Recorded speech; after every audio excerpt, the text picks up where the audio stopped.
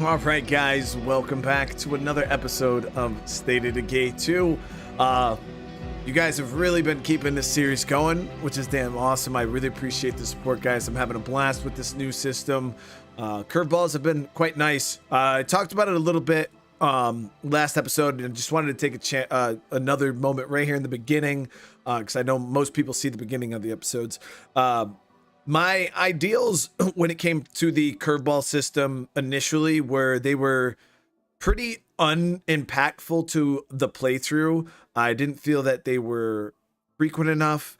I felt that they started way too late in a playthrough. But that was all my thoughts on it during the beta, and the beta was different.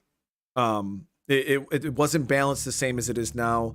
And I gotta say, I should have put some time into the system when it went live before I opened my mouth and said anything, because now I kind of feel like an idiot. Now I'm backtracking a little bit, because the system is fine, especially once you beat the tutorial for curveballs on a community. When you start up a new community, you don't have to wait 5 days, guys. You don't have to wait the 7.5 hours that we were all under, like by day 2. So by the second hour, maybe a little over 2 hours into the playthrough, your curveballs will start kicking in, and they are quite impactful actually on a playthrough. I thought that they were going to be like minimal impact, not really matter all that much, but there are some curveballs that really shake things up and can make a playthrough pretty interesting. I still have not got the black play cart yet, but it's pretty decent, guys. It's a pretty decent system, and yeah, I do kind of retract some of the stuff I said about it initially, because yeah, it's definitely shaping out to be great. But I appreciate you all again for coming and hanging out. I hope everybody's having a great day today. Next Crow asks, am I gonna do another Lethal Zone guide? Probably not, just because the things I teach in my guides, Next Crow, are kind of just like fundamental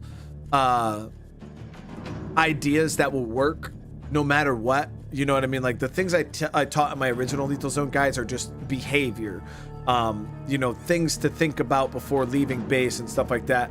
I did a new player guide which kind of addressed the infestation system, but I don't know. I'll have to think on it, because I just maybe I'll ask you guys, you know, what do you guys think? Do you think my old Lethal Zone guide is obsolete and needs to be revamped for all the new systems, or what? All right, let's get this rolling.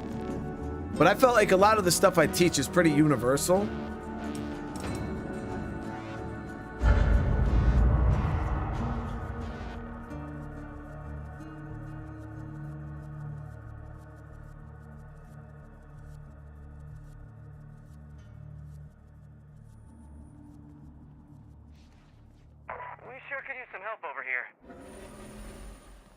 All right, there are curveballs. Let's see.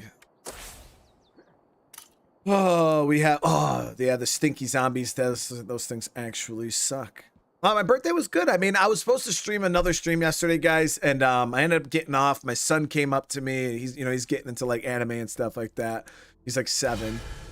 Okay, so stinky zombies are gone. Awesome.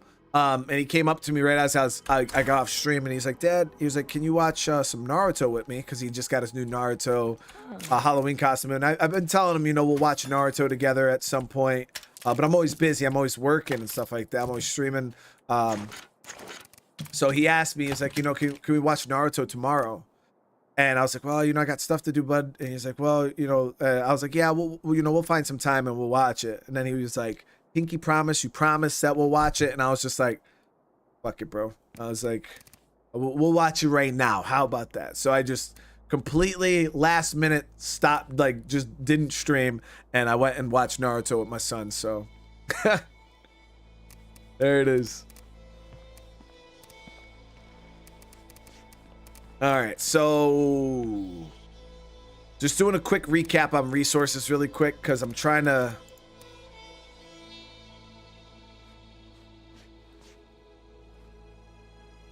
we got to get some more food rolling. Fertilizer's installing right now.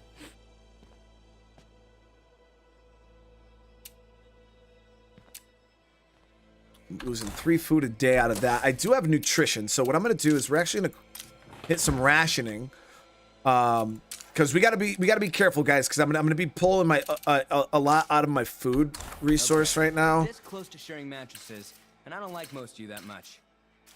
And I gotta get a few more bags. So we got 2 spots right here that we can hit. Shit, and we should probably swing this Dewey's too, right? I can always use materials.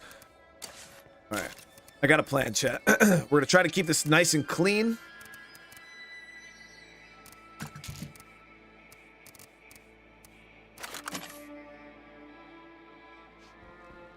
Hey, Riza, I know, man. Hey, Naruto's my favorite anime of all time, so, you know, the fact that he's interested in it, I'm like, cool, man. I'll watch it for a 4th time. So, yeah, we spent a couple hours yesterday. We watched some Naruto, and then he asked today. He's like, oh, you know, so if I got some free time, I might watch some more later on with him. But we're just started the tuning exam, so tuning exams is where the show really picks up, in my opinion. You know, if you try to get into Naruto early on, I'd say before the tuning exams, you're probably gonna be like, man, this show is kind of eh. You know, the Land of the Waves arc with Zabuza and stuff like that, it's very dated, but yeah, as soon as you get into the tuning exams, I think it picks up quite a bit, and then it just kind of off to the races from that point. And then once you're in Shippuden, which is like when they're all older, the show just actual fire. So I got a lot of melee weapons that are just beat up. Grab that. I got a little bit of 9mm here still, so Hey neighbors, can you spare anyone to help us out? throw that on there. Get this loaded up. What? There we go. And then we're gonna run this with snacks. See, this is the worst idea ever, chat, to do what I'm doing here, going out with snacks only. But I just don't have. You know what? Screw it. Screw it. We'll rock the energy drinks. I'll bring the last 2 because I'm about to craft up a whole bunch more. And then we're gonna grab the crossbow with bolts, and I am gonna craft some because I have confidence in my ability to go and grab more bolts right now. Do some ammo there. Shit. Okay, so we're just gonna have to make the bolts that we have work for right now. But we will craft some more up here in a little bit. I have not encountered a black play card yet. Lorenzo, thank you for the super chat. That's one weird looking juggernaut.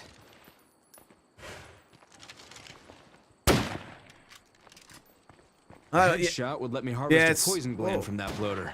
I thought I repaired this quite a bit. Like I said, guys, I'll think on the whole lethal zone guide situation.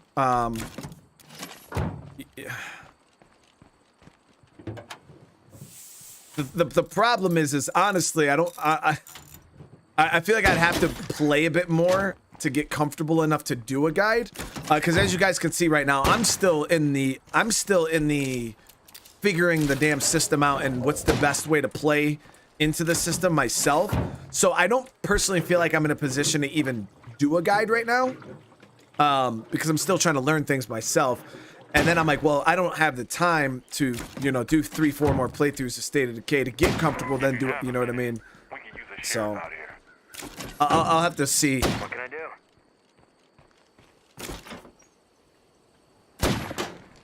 All right, we're gonna go out with this.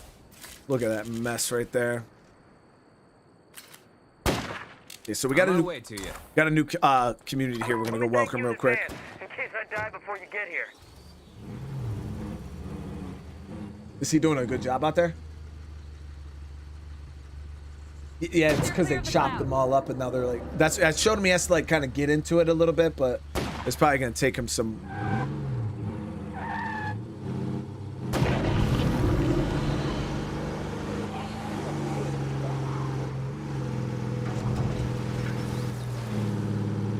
Wolf, I'm doing good, man.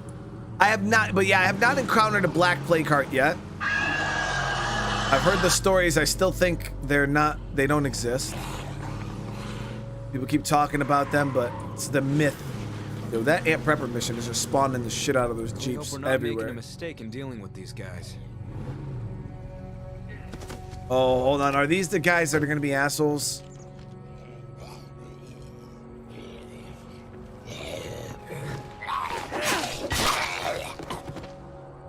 Okay, he's got swordplay.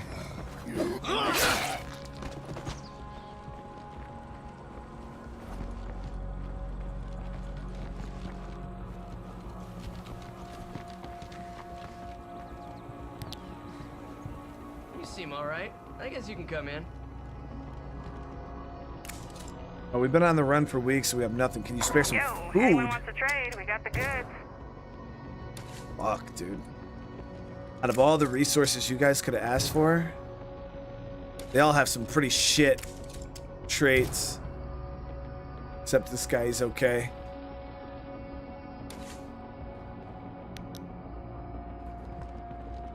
Wait, isn't this that enclave though that just keeps at well the good thing yeah, I think this is the enclave that just keeps asking for food over and over and over again.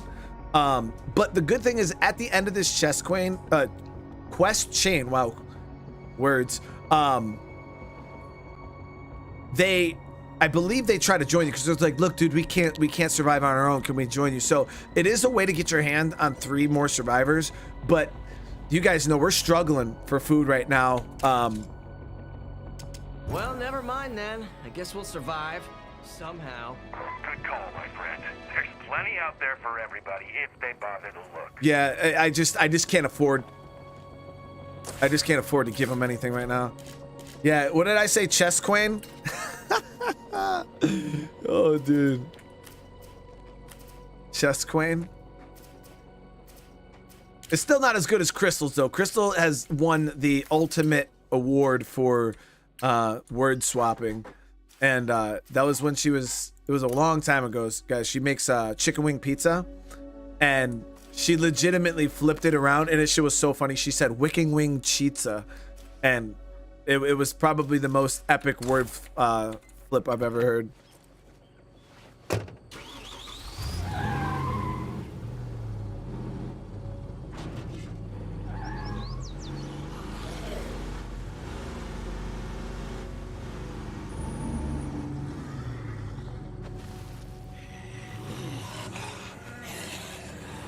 Man, so I'm used to the Vandito. It's got a lot more mobility than this one.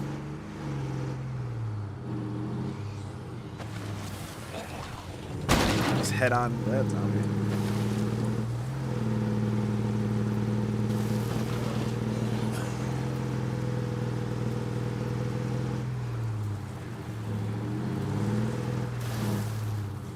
Ooh. Please don't flip, please don't flip. We got it.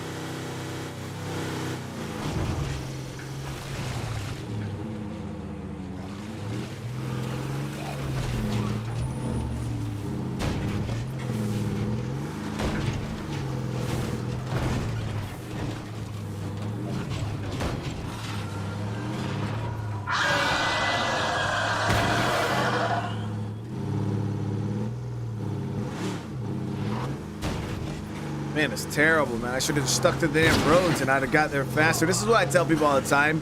Like, yeah, you can go like as the crow flies and it's perfectly fine.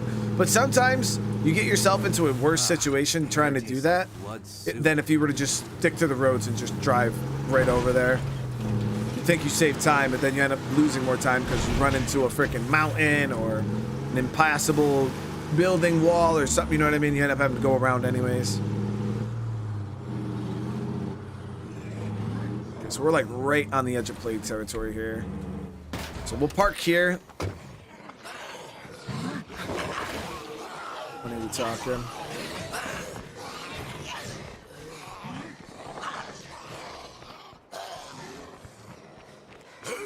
I need a breather. We've all lost more friends than we can count. But even as we keep marching forward, it's okay to look back and remember the dead. Our grief, it's what makes us human. The network's got everyone pulling together. That's where civilization comes from. Yeah, they got bad traits. The one cool thing about that is I would recruit all 3 of them, and I would just throw them at plague hearts until they died. And if I took all 3 of them, packed them full of stimulants, or, you know, energy drinks and plague cures, I could probably clear a good, you know, 5, 6 plague hearts, if not more with them. Nice, so we're producing ammo back at base. And that's done now, so I want to go ahead and craft up. We'll do... Probably should have done 2 batches, but... You know what? Screw it. I'm that confident that we're going to get more materials. I'll do 2 batches.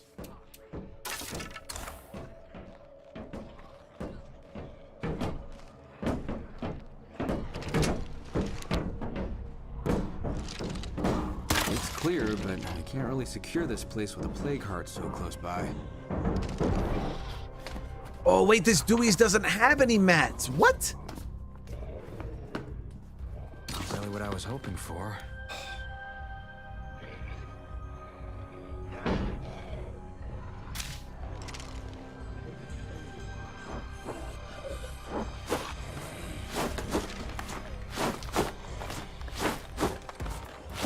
Yeah, Dewey's usually have 2 rucksacks of materials. This one, the site doesn't contain any materials whatsoever.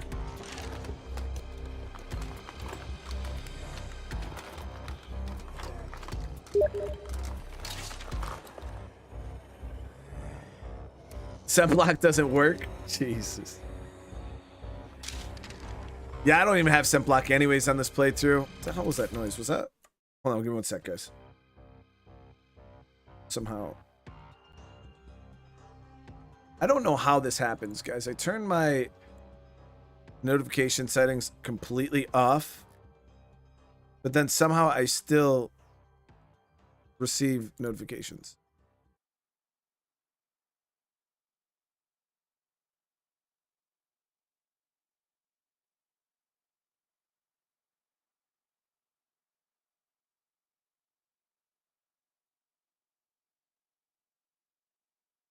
Look, all my notifications are off.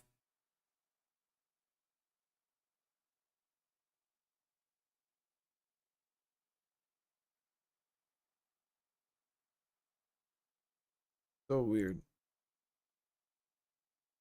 How do I appear invisible?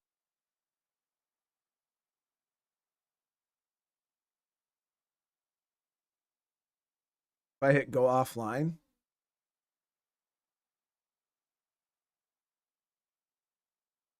I don't know.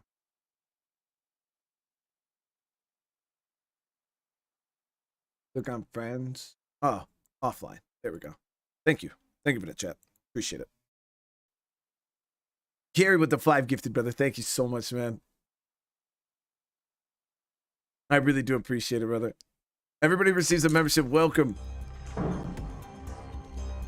Okay, so you remember how I just said I was super confident that I was going to get the materials? Nice, guys. Nice. I literally just burned all my materials thinking I was going to get 2 bags out of here. And we got none. It's all good. I think there's... Maybe not. Good way to start the episode by digging myself into a hole.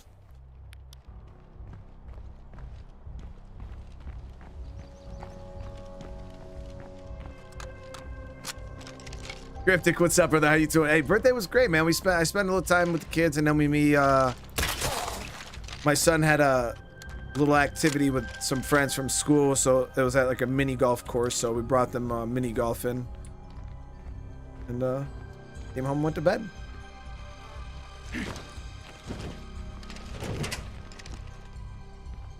Alright, well, at least we can still get the food, guys.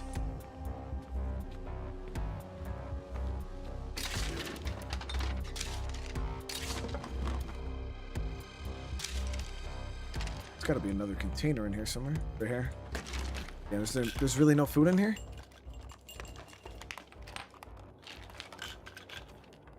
Nothing more to see. I just dropped off a couple things I found while I was out.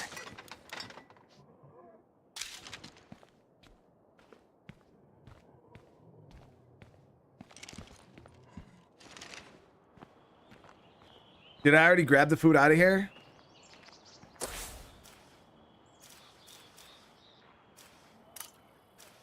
Shit, I probably grabbed the food out of this tartan mart too, didn't I? Oh man, guys.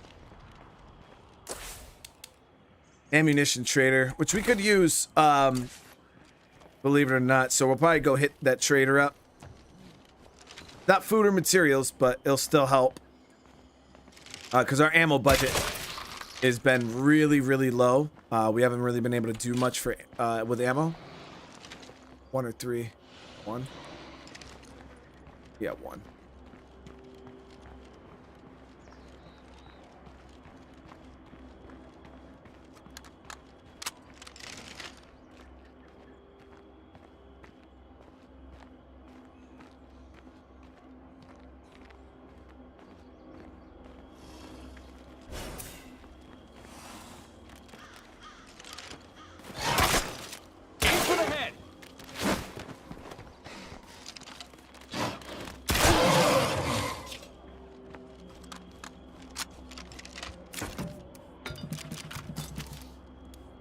Yeah, I still am a firm believer in Meager Valley as one of the worst maps when it comes to resource distribution since Lethal Zone. I believe I feel like when you play on the this map on any difficulty below Lethal, it's a great map. But I feel like for some reason, and I even said this during the beta, Lethal Zone has, or Meager Valley has the least amount of materials. It's one of the hardest maps to find materials on, ammo. You get a decent bit of food and stuff like that, but yeah, the resource distribution on this map in Lethal, it's trash.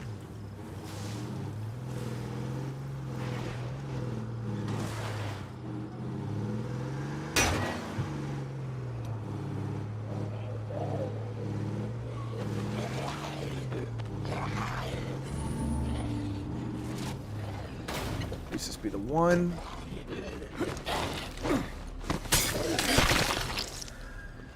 All right, so there is a gun shop here. I think I already came over here and looted this damn place out, though.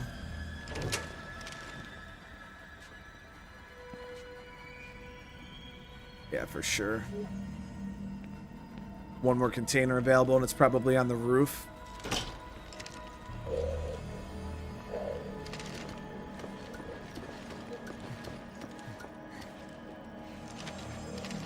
Or not.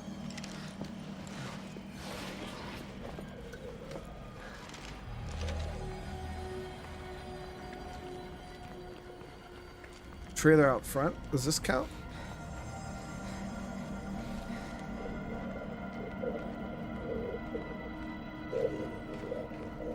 Yeah, I didn't go in the ammo shop yet. That's for damn sure. But my main goal is to get the food here so we can get some more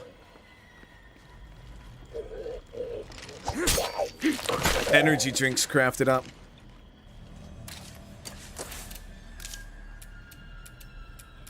But this thing's pumping 4 food a day. You haven't forgotten what we talked about, right? We're gaining 3 food a day right now with our current setup.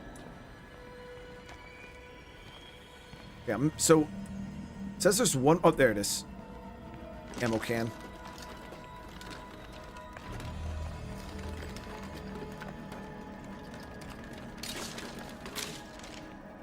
So we'll go ahead and get our ammo producing a little bit.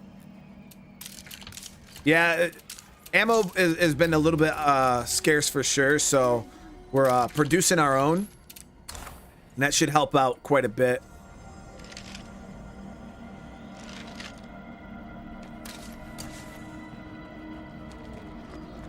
Hello, freaky zombie.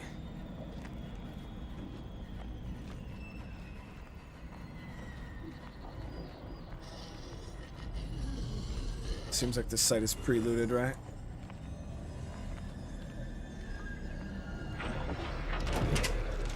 Okay, time for a close encounter. Pre-looted for the moment. I can't see any.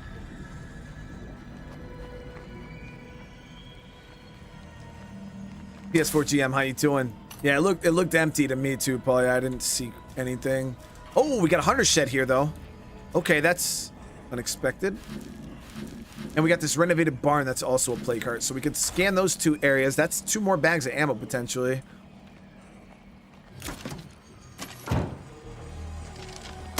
If I can do this without having to buy any, that'd be awesome.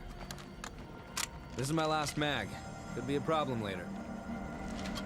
You smell like oil.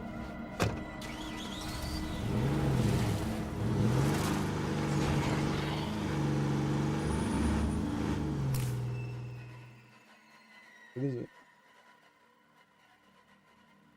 Where? It was probably a squirrel. Probably grabbed it from somewhere and dropped it. Ooh, triple bloater.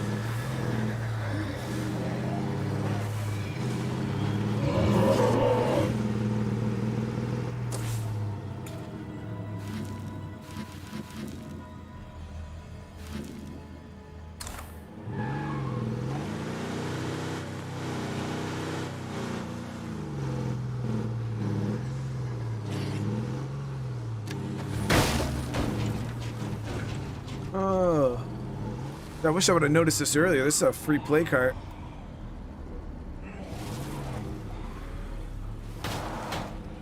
Too bad I've rolled up on it like an idiot. Now we can't even get the material or the ammo from it right now. It's all good. We'll come over to this area here. No, we're not.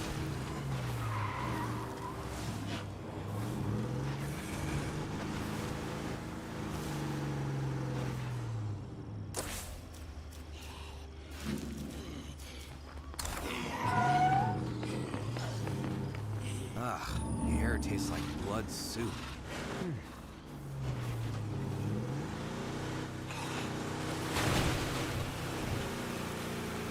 Wanted to hit that hunter shed. Those are good for bullets. So this is outside of plague territory here.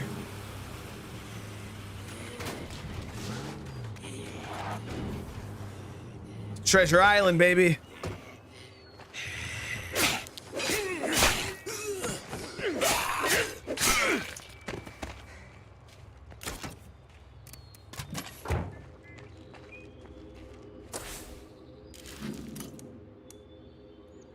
Yeah, scavenger hunt's pretty good. My people are consistently finding items right now and storing them in the locker, so it works out pretty nice. Cryptic, that would be... Oh, wow. That's not a bad find right there. That'd be a really good thing right there. People could mod additional maps in. Kind of like they do for... there's a lot of other games that, you know, player-created maps and stuff. That'd be very, very awesome. Maybe we can trade this to someone.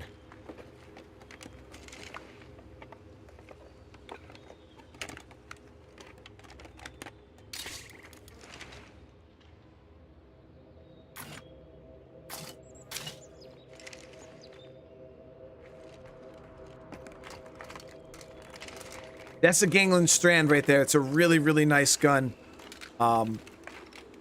This gun actually is in Days Gone too. It's a Tommy gun with the drum mag on it. So, you know, it's straight like the old mobsters. But it comes with a suppressor on it. And it's nice. You can make it single fire too, so you're not just shooting up all your ammo. But yeah, definitely a good gun. So this outing right now, not the worst ever. We're getting some decent stuff, but not really what we're out here for, which is rucksacks. And we've gotten 0 of those so far. Zach, thank you for the super chat, man. Hope you're doing well. Also, I think you might be the best teacher on this game. I learned so much from you. I really appreciate that, Zach. Oh, 2 Willy Pete's. Okay, so not bad. Now, I do appreciate, you know, my teaching style on State of Decay, the way I do my guides. I know it's not traditional, you know what I mean? And a lot of people don't like it. Got chips, salt, and bennies. Yeah.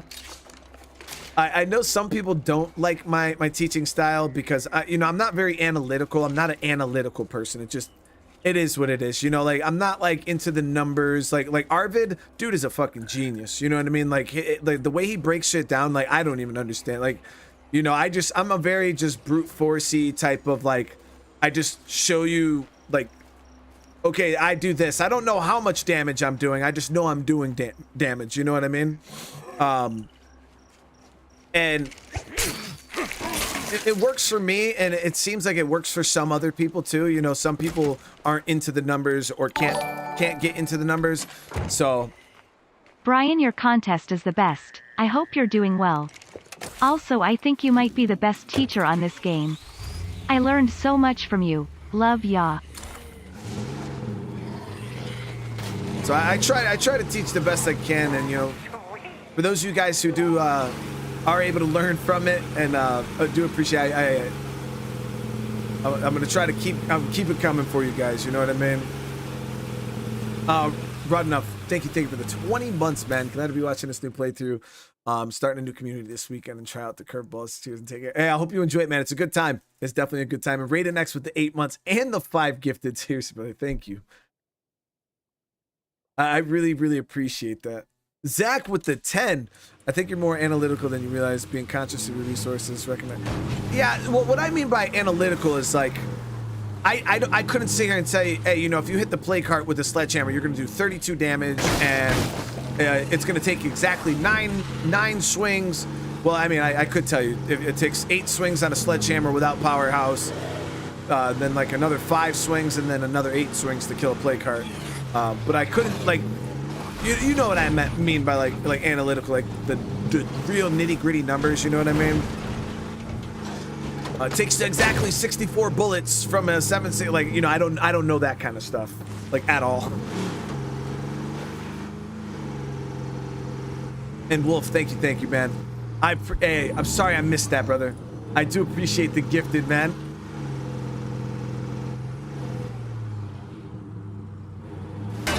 And again, Wolf, I hope you're having a great day today, man. Thank you for the super chat. The king of spreadsheets. We gotta fuel up the van anyways.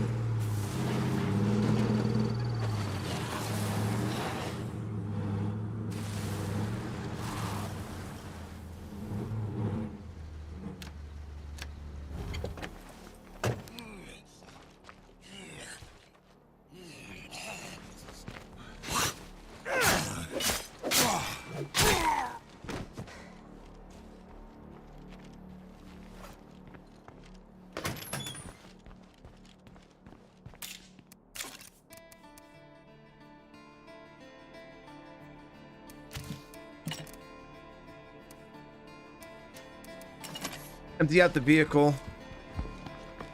Yo, still to this day, chat, one of the greatest changes they ever made to this game is adding the lights, like being able to stay on, because you could use it to light up dark areas.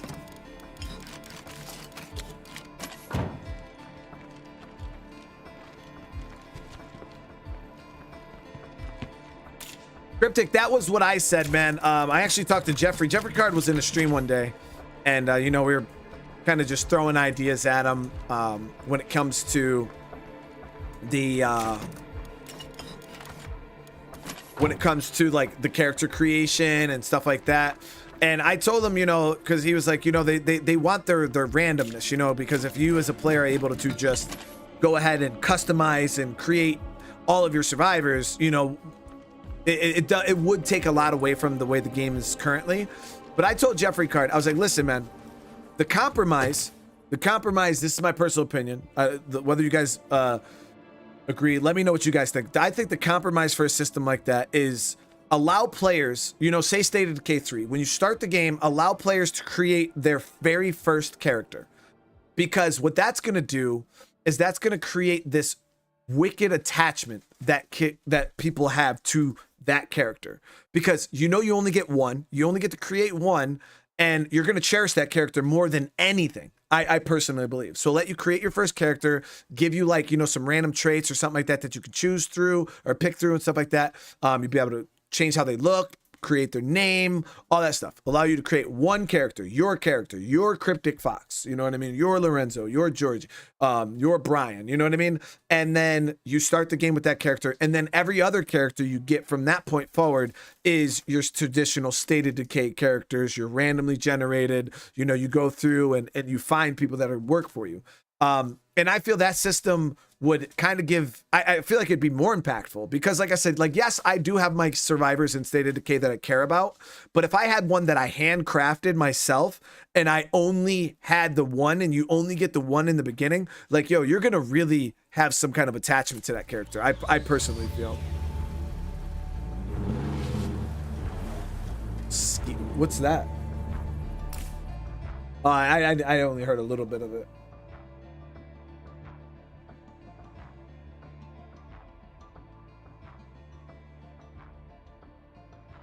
He'll probably like it. That boy loves the snow.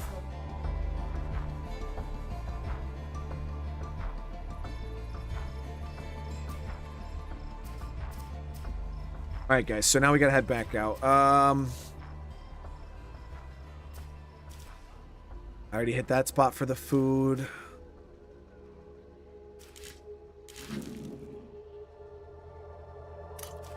All right, so we're gonna roll back up on this renovated barn, and I'm gonna try to roll up on it a little bit smoother than I did last time.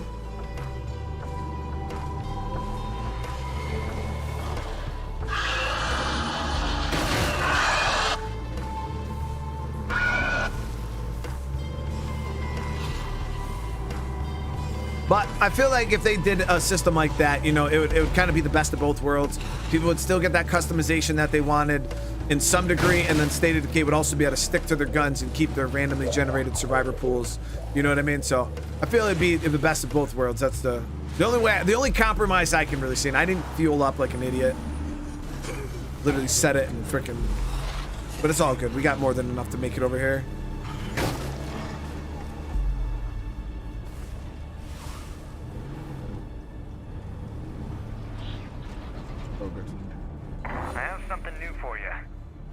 Ooh, nice. Mysterious wandering.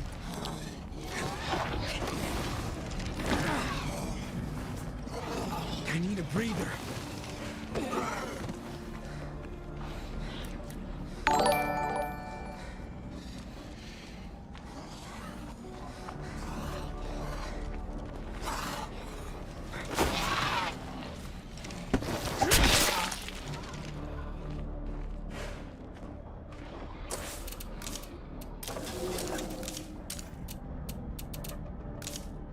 It's the level 2 farm that.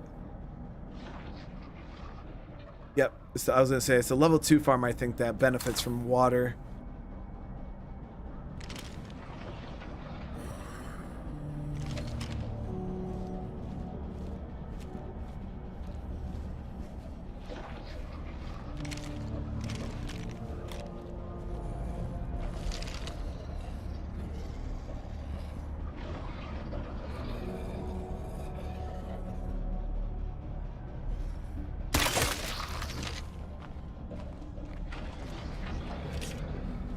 Yeah, Raiden, thank you for the super chat. I guess that's the way I look at it. Is the way State of Decay builds their game, and you know they want players to have their agency and stuff like that. And if anything, creating your own character would give you that next level of immersion, or you know what I mean? Because I can say this is my role in my community. Like this is what I want my role in my community to be, and I feel that you don't really have that right now with the way the game is currently set up. Like there's no me, there's no anything that you want. Okay, it's time for a close encounter. kind of just what you can put together.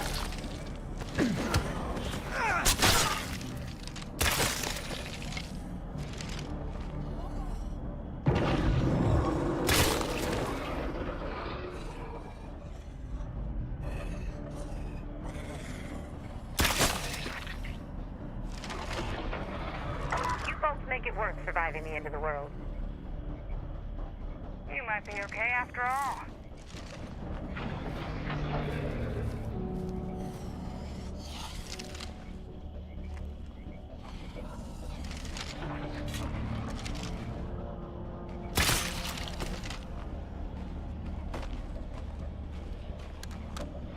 Down to the last magazine here.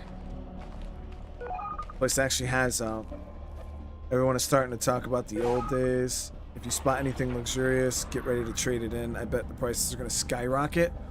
Oh shit, that's really good timing, guys. And we got the mysterious wandering trader. Yeah, we'll be able to. The mysterious wandering trader has buku bucks on them, so we'll really be able to take advantage of that. And generally, the mysterious, I'm pretty sure mysterious wandering has resource rucks too, right? At least a little bit. Might be able to buy a 50 cal to go along with all that damn ammo we got. We'll see how much money we can scrape together. Nice, we'll see if we get ammo.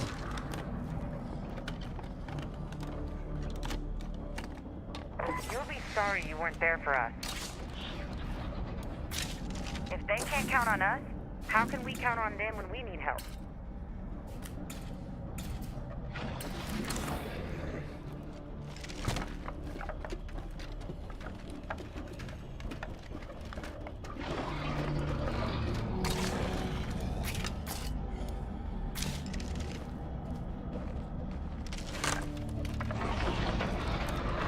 Okay, so we're producing a decent bit of ammo right now.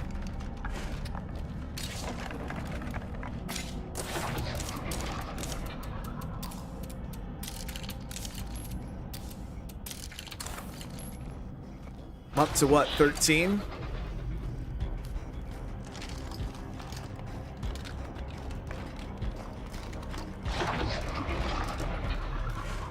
Me? Oh, you shouldn't have.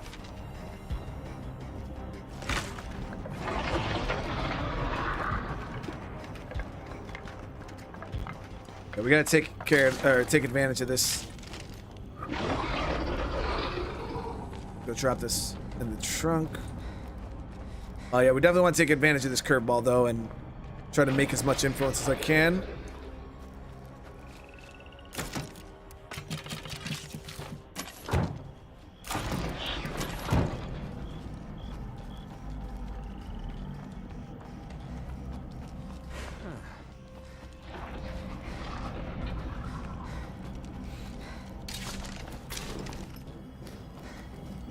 So damn dark in here.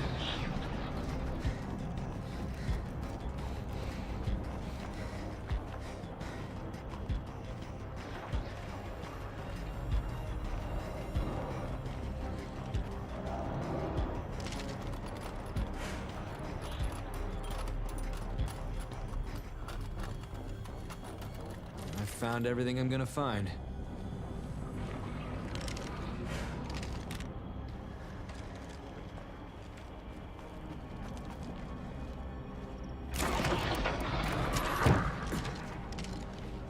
Plague zombies in all directions. Better be careful.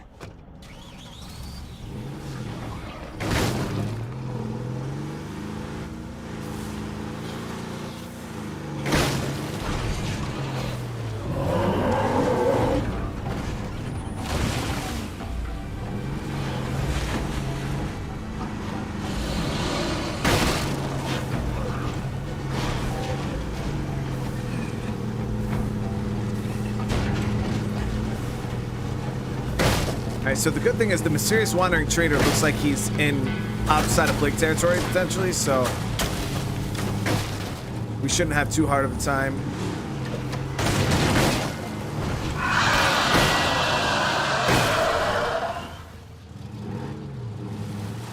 Or really have to take a whole lot of risk to sell to him.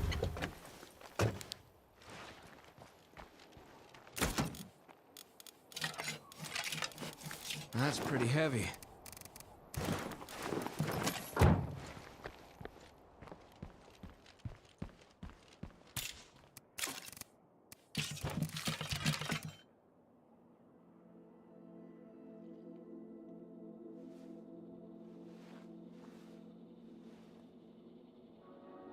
Yeah, Gary, that's one of the things that people, like some people, like for me, that's never been a really, oh wow, I forgot how many bolts we had. It's never really been a big deal for me, because I actually prefer third-person games over first-person. Like third-person is my favorite, like view, but a lot of people have asked, you know, oh, like, do you think State of Decay will ever go first-person? Like, whether that happened or not really wouldn't matter to me personally. I could care less. Because even if it did go first person, I probably wouldn't even play it in third person. I just feel like it is a bit more immersive. Like, you know, third person or first person can be immersive, but I also feel like it takes away from like the combat and stuff like that. I don't know. I feel like first person combat always looks wicked boring because it's just like this is all you see. Like you don't really get to see the animations and the fluidity of the characters and stuff like that. And, like I don't know. That's and I feel like melee is a big deal in this game.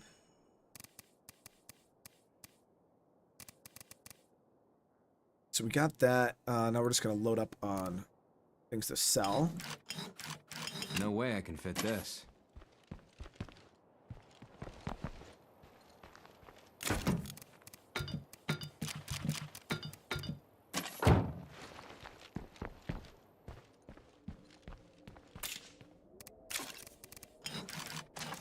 No way I can fit this.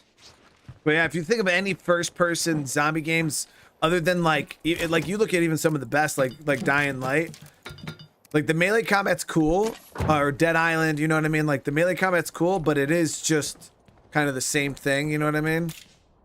I feel like Dead Island 2 did it pretty good though. It felt like, you know, each play style felt quite unique. So I don't know. I guess I like it either way, but I prefer third person. All right, so I gotta gas up this time before we leave, and then I'll fill up the rest of my inventory. Two gas cans. So we're gonna be making multiple trips to this trader.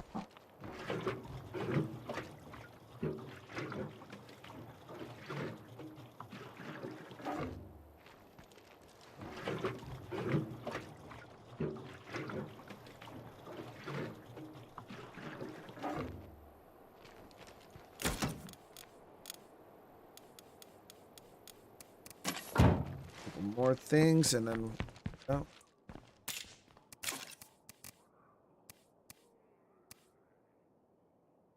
I'll grab one of these books here. I got an extra computers book, and then so many luxury items. All right, so Mysterious could be in there or up there. Let's start at the fire station. Michael with 1 month. Thank you so much, man. Ohio State game going on Peacock, but at least I can watch Brian play SSE2. And I hope you're enjoying it, man. I don't know how this will compare to the game, but Shut up already!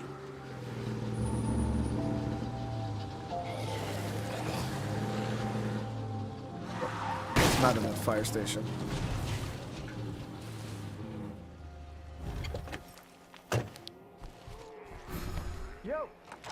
Oh, first try, dude? No way. It never happens.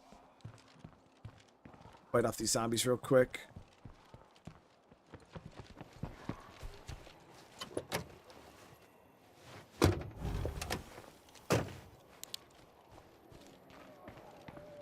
And it's the one closest to my outpost. Like, this is just luck, chat. Let's haggle. Sure, I guess so. Yeah, so they come with 2,500 influence.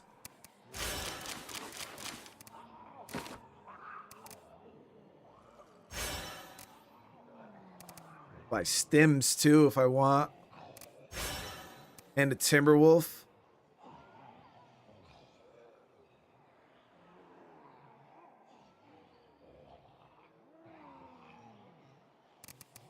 Also get a hubby upgrade kit for the Bandito.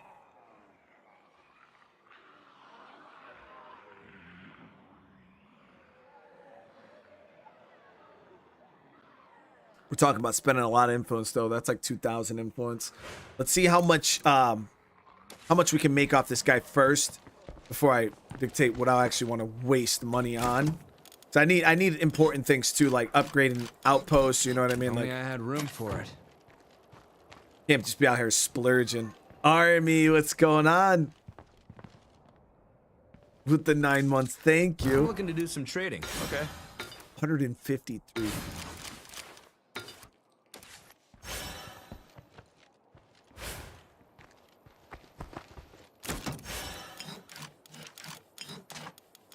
Where should I put this?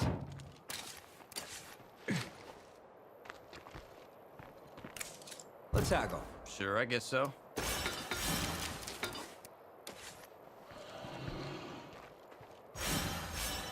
We got a bit more that we can sell to at the outpost. What do you say to a bit of bartering? Sure, I guess so.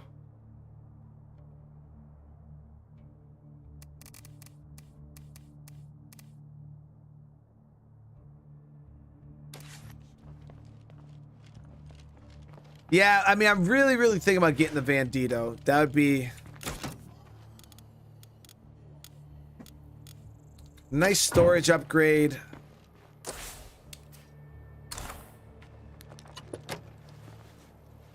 The 50 cal is not as important by any means. The stims would be nice for play carts.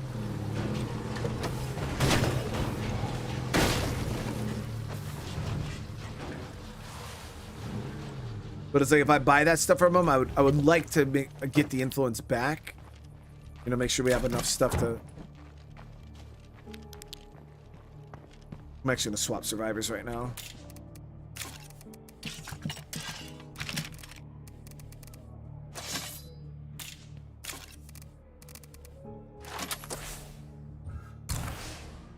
There we go. Thank you for the gifted. Watching the Division 1 I had a great time with that, especially the survival mode in Division 1. It was great. Well, Army, thank you again. I appreciate the love. Oh, scavenger hunt ended. Okay. All good.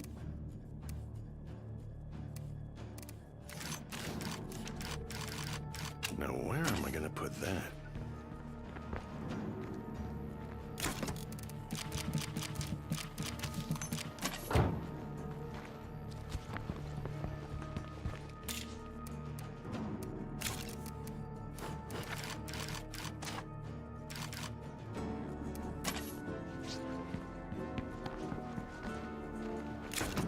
I can't carry any more crap.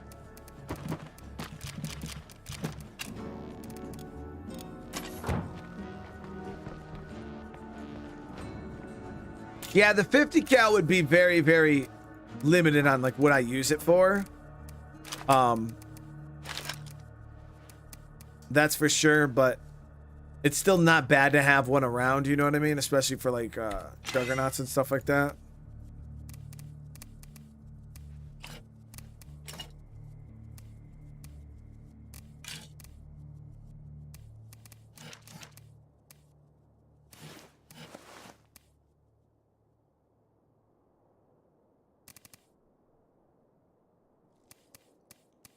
This is gonna slow me down a bit.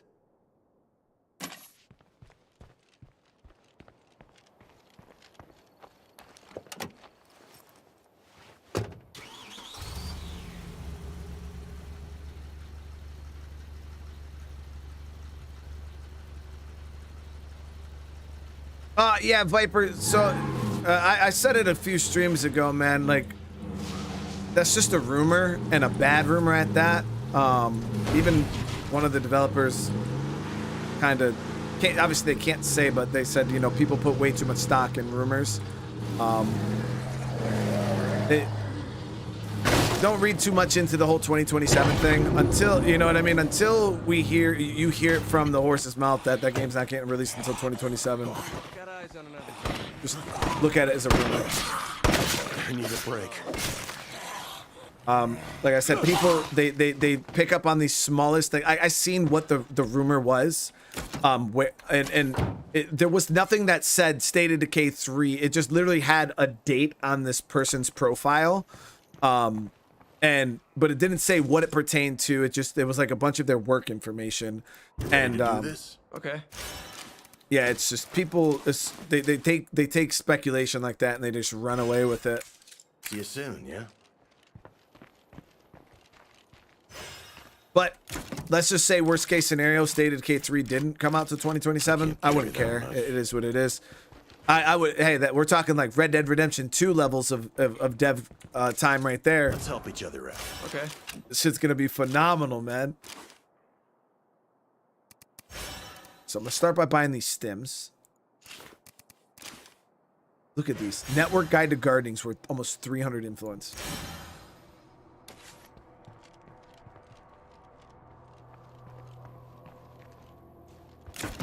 Yeah, the way the date was on there, it like I said, people just speculation, you know. For that.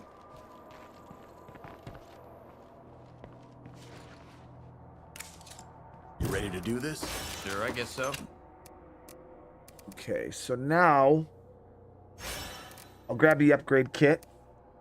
Heavy damn load.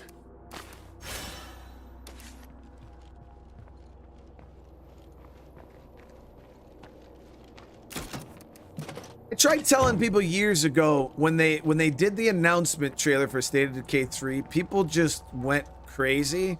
And I tried telling people back then, like, hey, chill, like, you know, the game's not coming out for a while. Because all it was, you know how game studios will come out and they'll, you know, they'll kind of break silence and they'll let you know that a game is in development. Because up until that point, State of Decay 3 was never even confirmed that it was ever going to happen. You know, there was nothing saying State of Decay 3 is going to happen. We were all just kind of guesstimating and hoping that they would make a State of Decay 3. And all that was Microsoft saying, hey, announcing, yes, State of Decay 3 is in development. Free now. But for some reason, people seen that trailer and they automatically, oh, the game's coming out next year. Like, there literally was people saying the game's coming out next year. Game's coming out in like 2020. Game's coming out in 2021. And I'm like, whoa. I don't think so. You know what I mean? I spoke right off the bat. I was like, I highly doubt. I said 3 years ago or 2 years ago that I don't think the game's coming out to like 2024, 2025. And I said that years ago, but people, like, you can go around and you'll see it. People been saying the game's coming out, you know, in 2022, 2024. Like, this place is a waste of time. So just know that the game's in development. The longer they take to make it, the better the game's going to be. And just, you know, it is what it is. That's how I look at it. I'm not mad that the game's taking longer to getting made, because the faster they push the game out, the shittier it's going to be, the more we're going to complain. You know how it is, guys. It's when you're a game developer, it's kind of a lose-lose, you know what I mean? Because you take too long to make a game, people get pissed off. You make a game too fast, you put it out, people are, why would you release a game that wasn't ready? You know what I mean? People get pissed off. So there is no way to really make people happy. It is what it is. You know what I mean? So if you're gonna, I would rather you just take forever and release the game slow, because people will get over it. You know what I mean? But if you release a shitty, not done well game or well done game, people are never gonna forgive that. You know what I mean? Because we've seen it too many times with a lot of games that come out. You burn people on that initial release, and you lost all those people for the rest. No matter how much hard work you put into that game, there will people that will literally sit there and tell you your game is shit to the end of time. People fighting other people. But now we're united by a common cause. We are better than our enemy. We are stronger. We are smarter. And we have each other. All right, so we'll head back over to how much, let me see how much influence this guy has.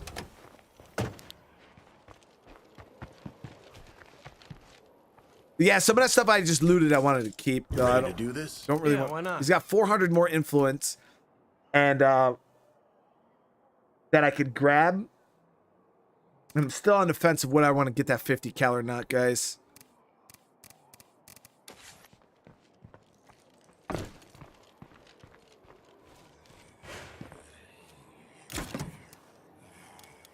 Yeah, all this stuff we want to keep. Oh, except that. I don't need the down comforter.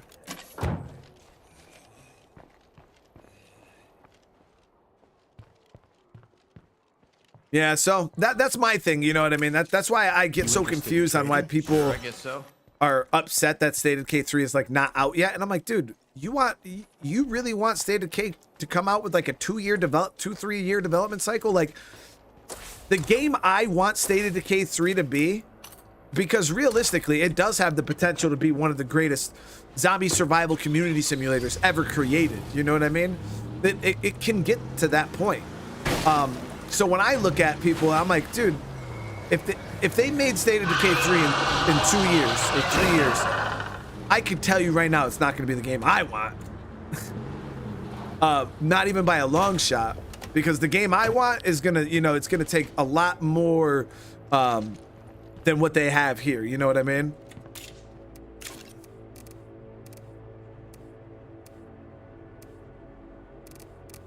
All right, let's see. That.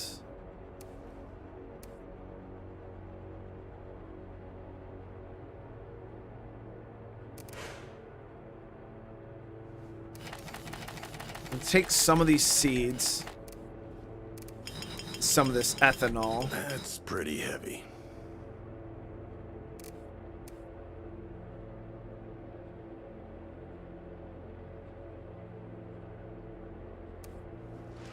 Oh, so my people are, we're just like getting trade items like randomly. Like, I thought that, is that damn thing still going on?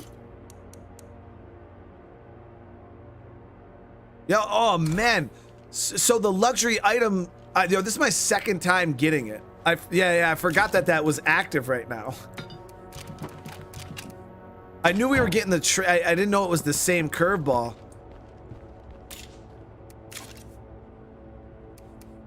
I literally wasn't even paying attention, guys. Yeah, it's the same. That's freaking awesome. So if that's the case, I might buy that 50 cal then.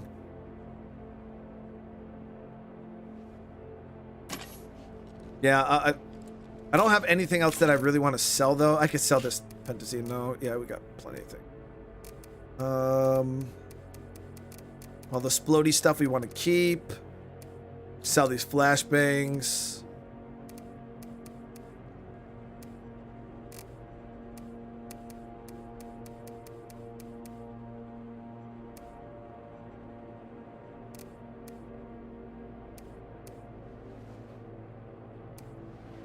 All right.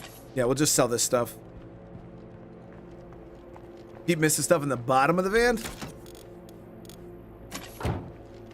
Good thing I don't got the Bandito.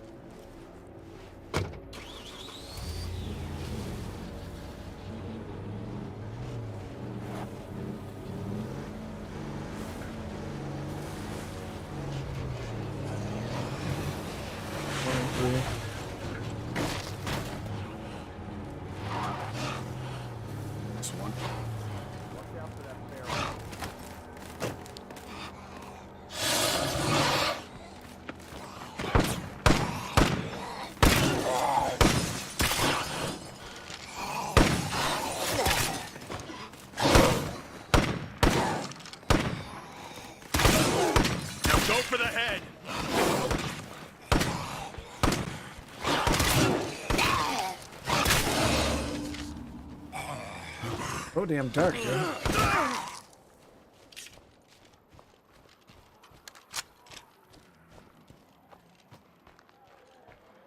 Definitely don't want to sell my parts. We need those big time. You ready to do this? Yeah, why not?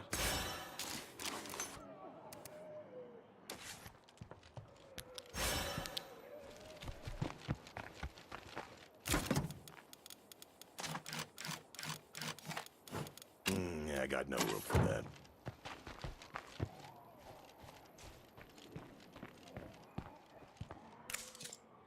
Let's help each other out. Okay. All right.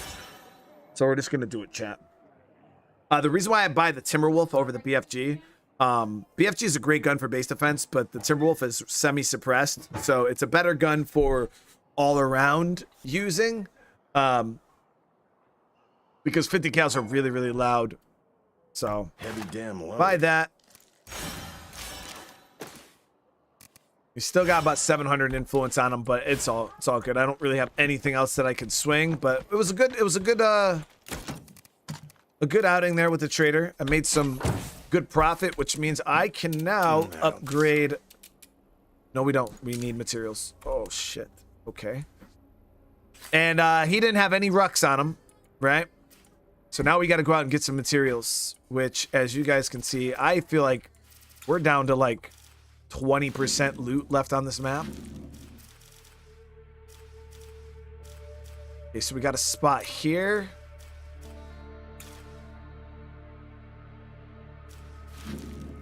2 spots here, and a spot here. So we got 4 locations that we could potentially hit for materials down south.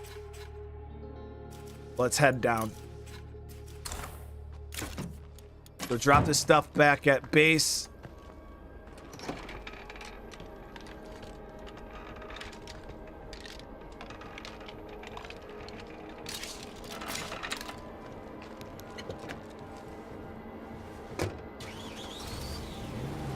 We're also going to upgrade to the Bandito, so we'll have a bit more mobility in the van.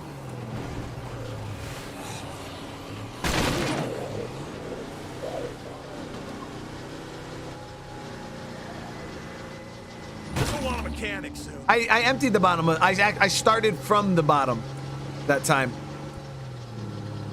You guys got to pay attention, chat. You got to pay attention.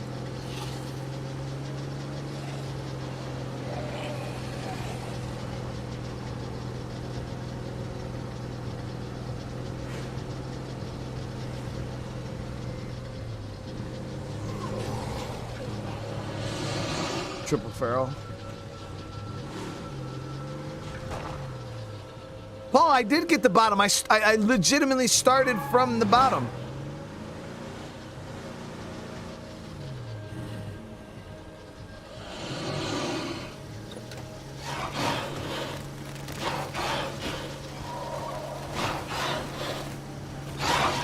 Yeah, this normal van's nowhere near mobile enough to squish ferals. So we're just gonna try to drag him away.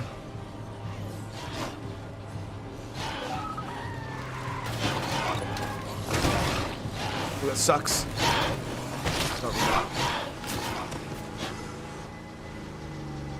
Ourselves first. I like it.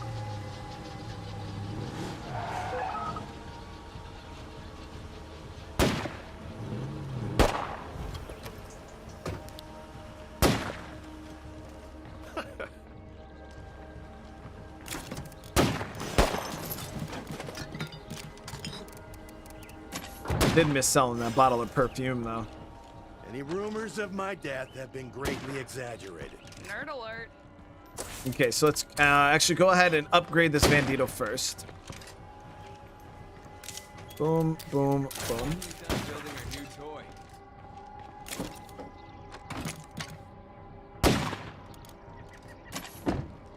So that's been done.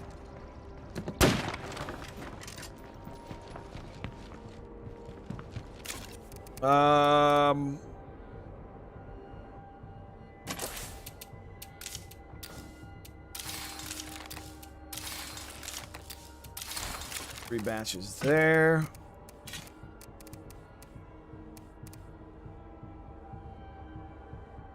All right, we should be good with this. I believe when you upgrade a vehicle, it fully repairs and fully fuels it. Yep. Good to go.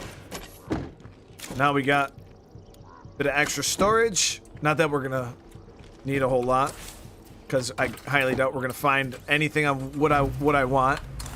But yeah, you guys see how much more mobile the Bandito is like than the normal van. This is what honestly to me makes the Bandito super, super great.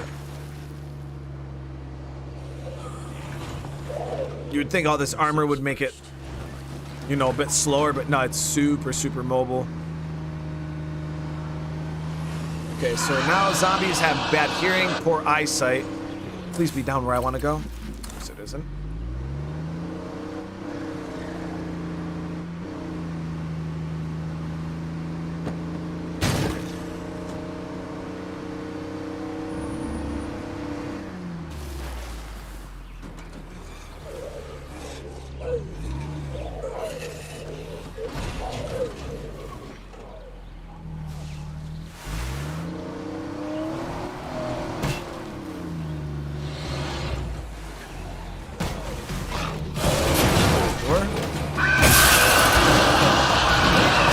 Serious? Am I Austin Powers right now?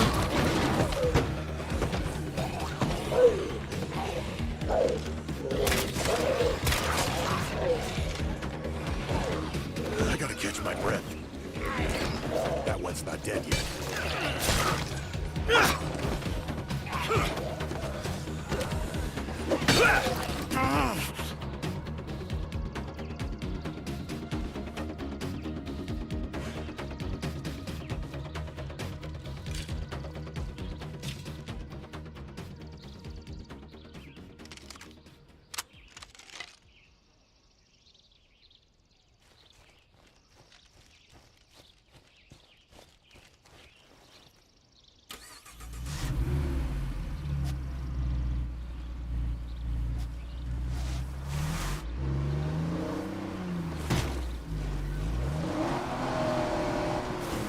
Question is, should I really waste a repair kit to put a door back on this thing?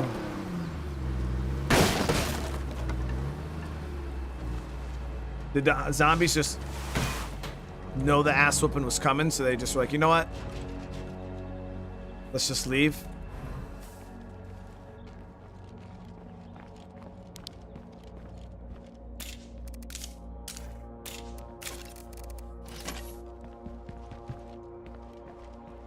What keyboard and mouse do I use? I use Razer. I have Razer Nagas are my favorite mice ever. I use Razer Nagas, and I have a Black Widow, I think Tournament Edition keyboard. I use all Razer peripherals, like mouse, keyboard.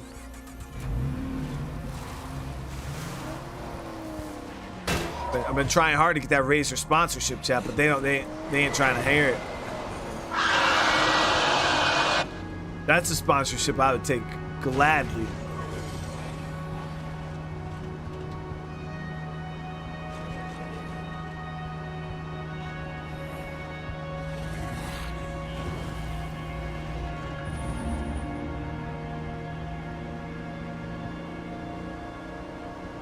I've used some Logitech stuff in the past, but I don't know. I just love my Razer stuff. Keyboard and mice, they last so long.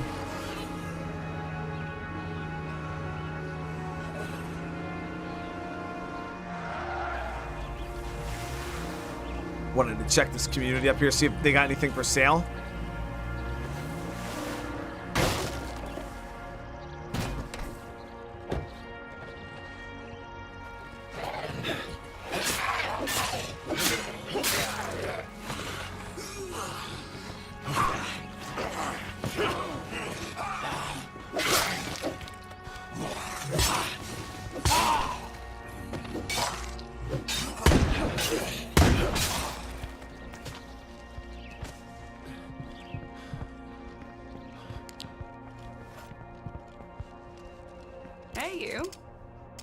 Each other out. Why not? Bag of materials.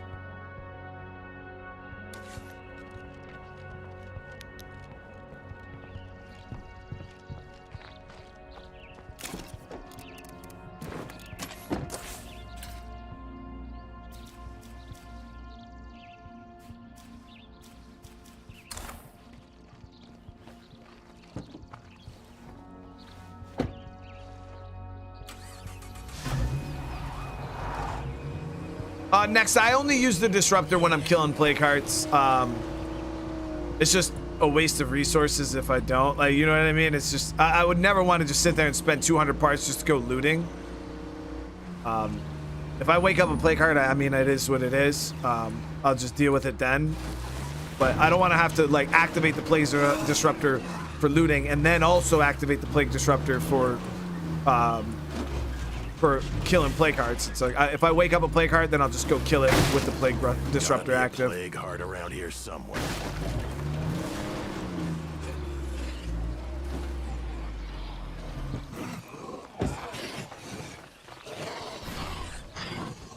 No more deadheads, but that won't last long in plague territory.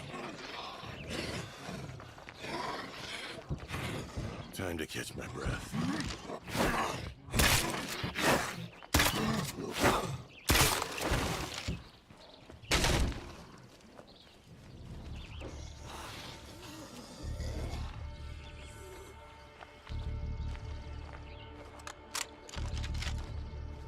Yeah, plague disruptor is just expensive, and I need a lot of parts to craft my smoke grenades, which are 100 and... Yeah, because I only got 575, and to craft my smoke grenades, we're talking 130 apiece. So yeah, we're not we just don't have the resources for Plague Disruptor. And I just smashed the shit out that door for what reason?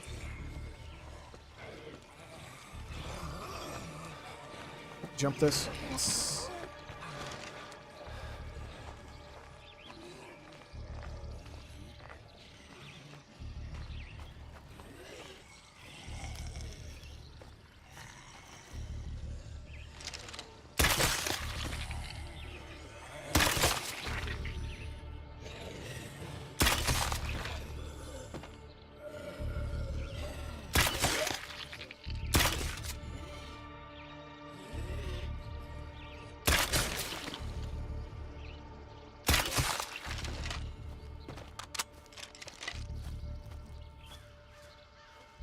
Hey, Dats, you have a great rest of your day, all right?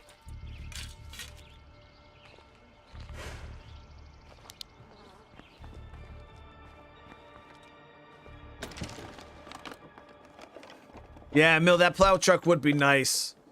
Be a nice in-between vehicle because it has more storage than the Jeep. And it has the plow, so I won't have to pin my vehicle anymore.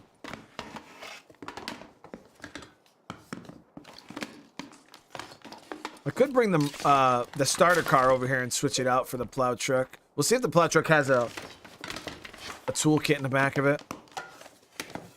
Cameron, the smoke grenades are really, really nice. Nice. There it is. I actually got some materials.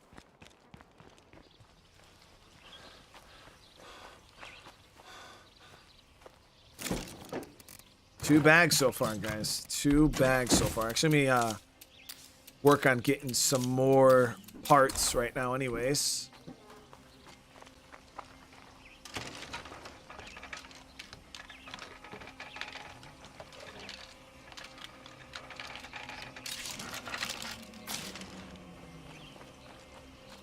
Nothing in here.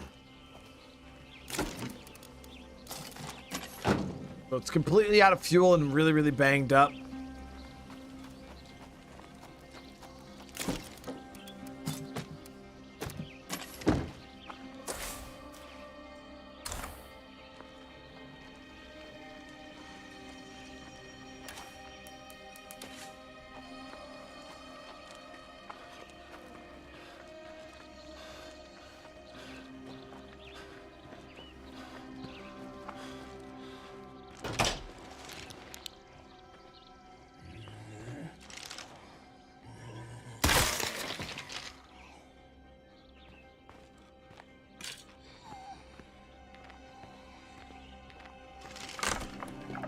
Yeah, how you doing?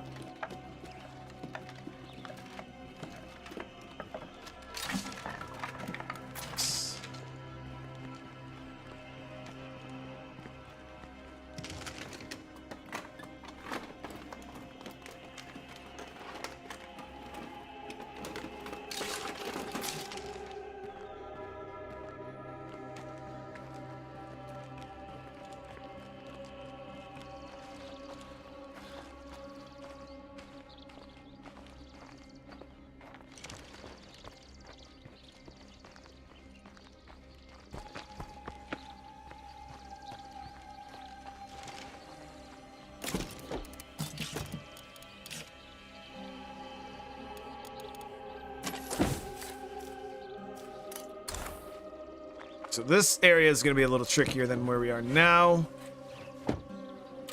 Barrel.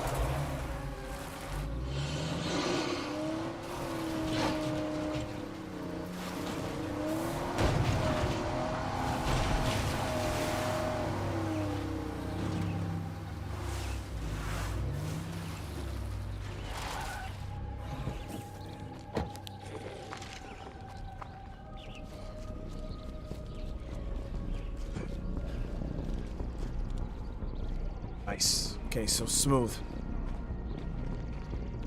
That went way smoother than I expected.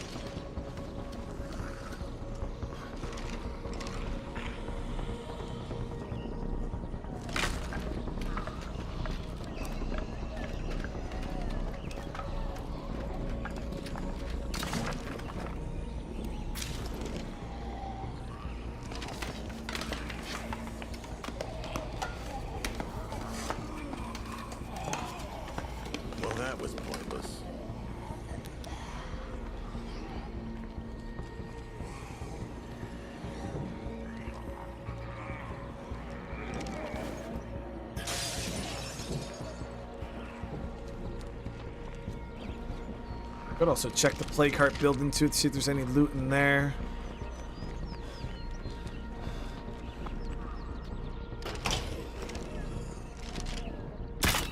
Good shot.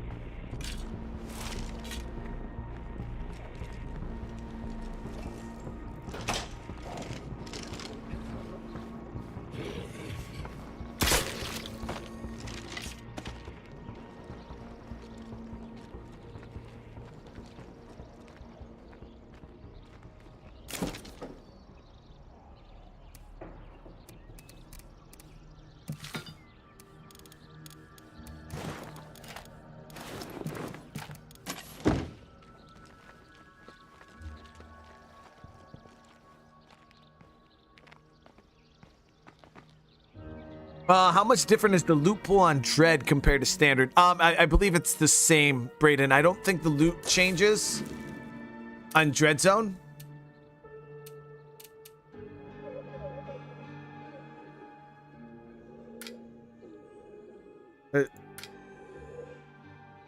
Okay, it does. Yeah, it does say. So it does change. But I would say maybe it might. You're probably not going to really notice it all that much. I'm pretty sure on Dread you'll still have a ton of resources. You don't really start to notice like it big time until Nightmare, but I also can't really say because I've not played that much on Dread. Like I've maybe got completed like 2 Dread Zone communities like ever. So it's hard for me to say. Anybody in chat can speak on Dread Zone's loot?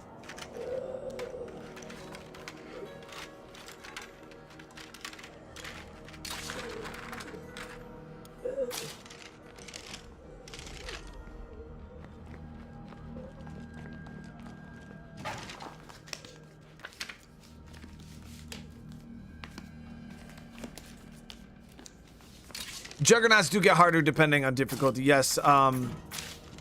No, well, not overall. Like once you get to, I think it's Dread Zone, the Juggernauts get Blood Plague, and they can infect you. But once you start getting Plague Juggernauts, it's not like a Plague Juggernaut on Lethal is harder than a Plague Juggernaut in Dread. They are. I mean, they are technically harder because they'll do more damage, but all zombies do more damage in the higher difficulties. So I guess that's what makes the infected harder on the harder difficulties, is just the fact that they're gonna just hit you harder. You're gonna get more Blood Plague.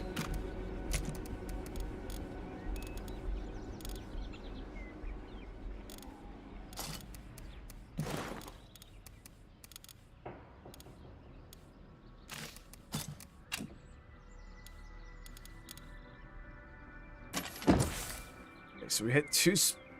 How many do we got so far? 4 rucks. We have 1 more potential spot that we can hit down the road here. And we can even check this military roadblock for some ammo. Probably won't get a ruck out of there because it doesn't say we can. Screw it. Damn. 2 seconds in plague territory and I'm already sweating.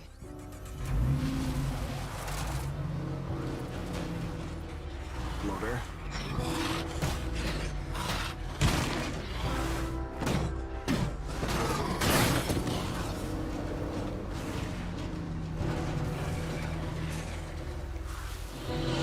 Barrel.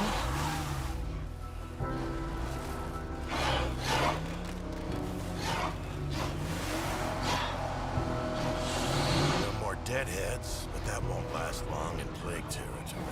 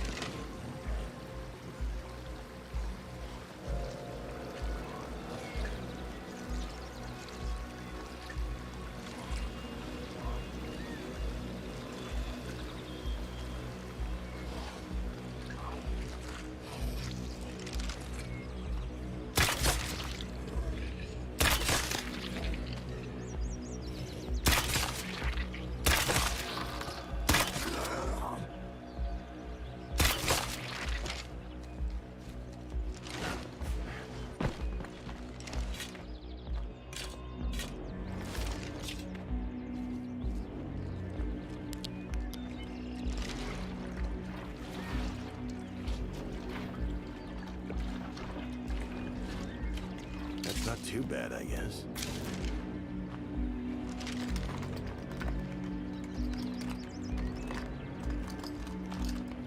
Why do I never use shotguns against ferals? 'Cause shotguns are loud as hell, French. I'll use a shotgun to kill one feral, but then I'll be fighting 70 zombies, you know what I mean? So that's why I just use suppressed handguns. Or any type of suppressed single shot weapon.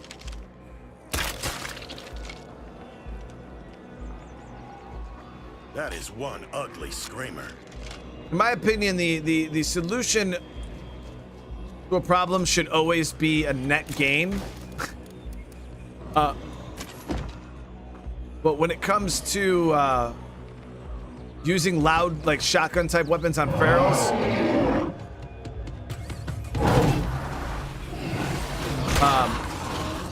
I don't feel like it's a net gain. You know what I mean? I feel like yeah, you killed one feral, but now you got to fight 70 zombies.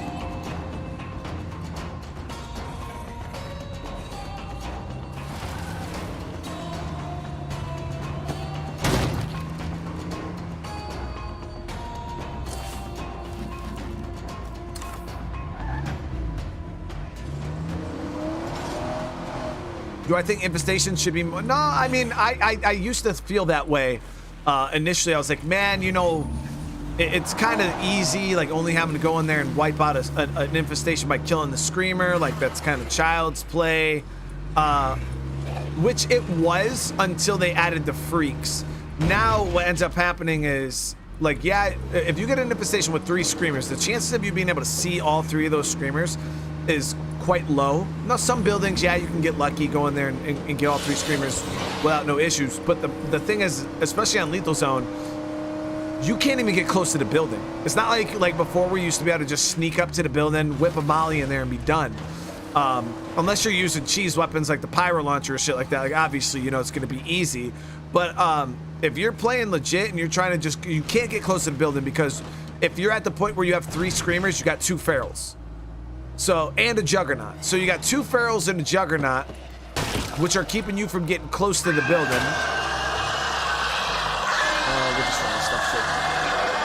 And then you have to still find 3 Screamers in order to clear the whole thing. So I would say it evens itself out.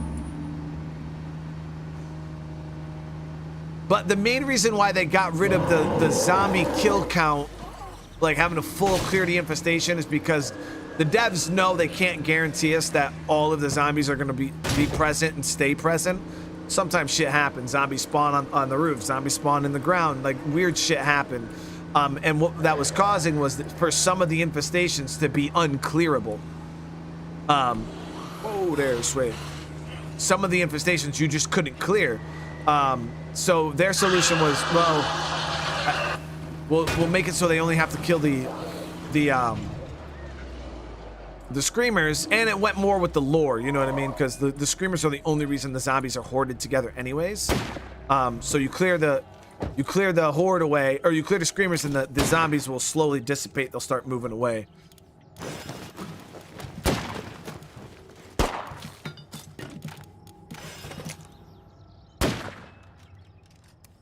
More for us, the less for the other guys. So we are now swimming in materials, guys. That was a good outing. That was a really, really good outing. But the only thing is,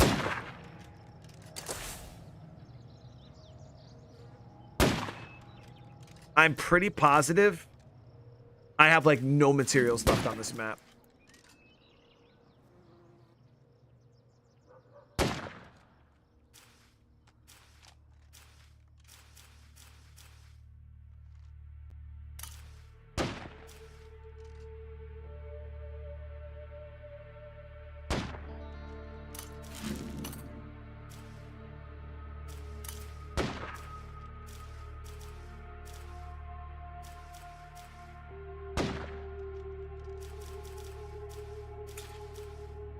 I think that's it, guys.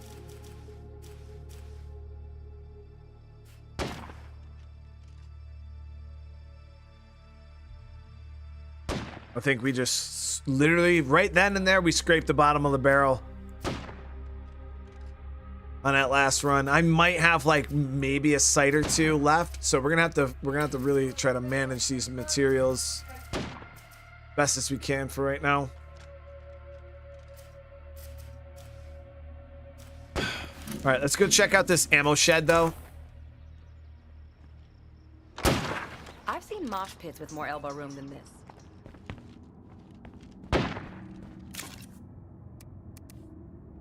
Hostiles in the middle have 2 rucks. With this. Oh yeah, I forgot about that location.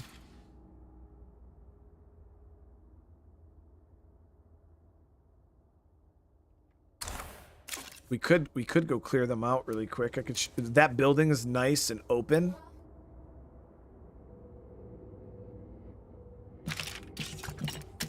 So we could probably take them out quite easy.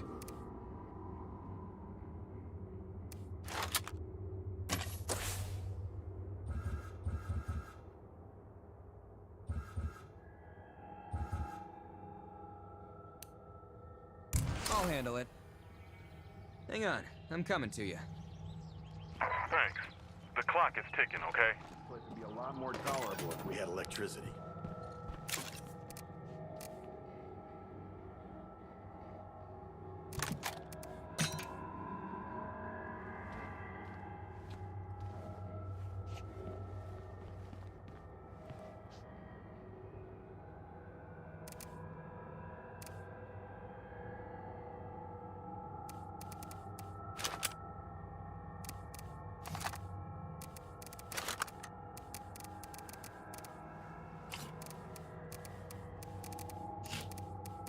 I can barely lift this. Wait, what?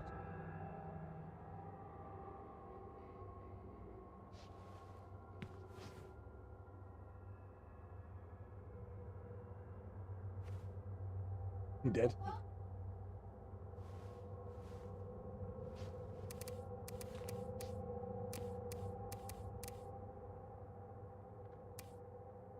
All right. Let me see how we.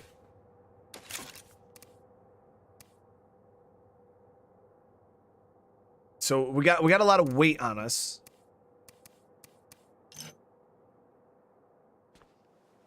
But now the reason why you guys see me grabbing a 50 cal, this is a terrible idea. But the one thing I wanted to show you is this 50 cal is suppressed, but it is still quite loud. So it's not the greatest solution, but the cool thing about the 50 cal, when you're going against human enemies, is you can one-shot a human on lethal zone with the 50 cal, right to the head. If you're not using 50 cal, you're using other calibers, it is a little bit of a pain in the butt to kill them, because you got to shoot them multiple times. On the lower difficulties, you don't really have to worry about it. You can one-shot everything. I think all the way up till Nightmare Zone, I think they start to get a little... I think Green, Standard, and Dread, you can one-shot everything.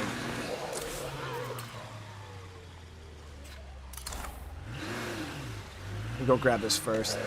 We had that utility truck down south, but I remember there was another one closer. So I was going to swap this car out. To all Red Talon agents stationed along the North Platte River. We detected a search and rescue transponder. Judging by the signal, it could be military. Keep your eyes open.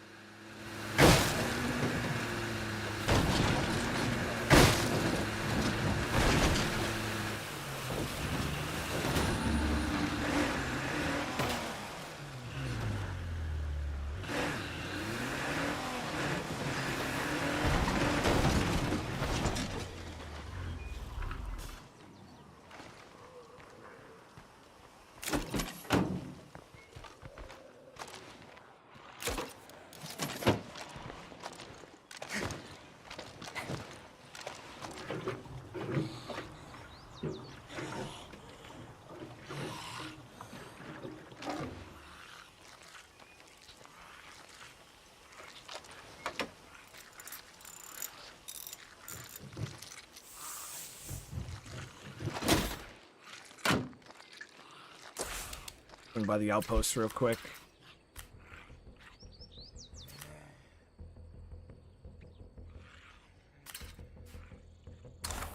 grab another repair kit. Now, when it comes to driving this vehicle here, the utility vehicle, it's great because the zombies can't jump on the hood and damage it.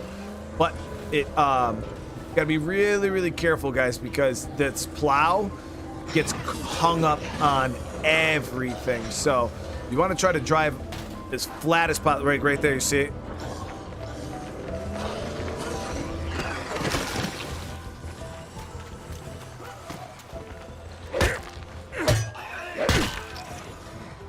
I might have got stuck, so.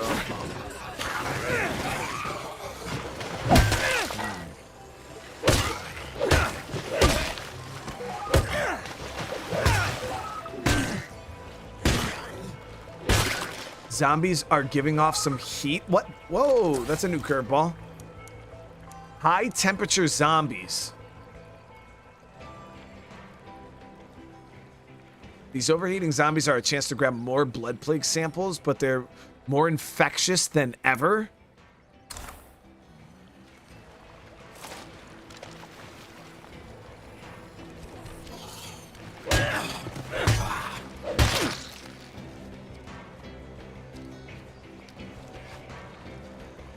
Let's see if we can get out of here. There we go. Yeah, so try to keep it on the flattest ground possible as you guys, it just really, really gets hung up a bunch.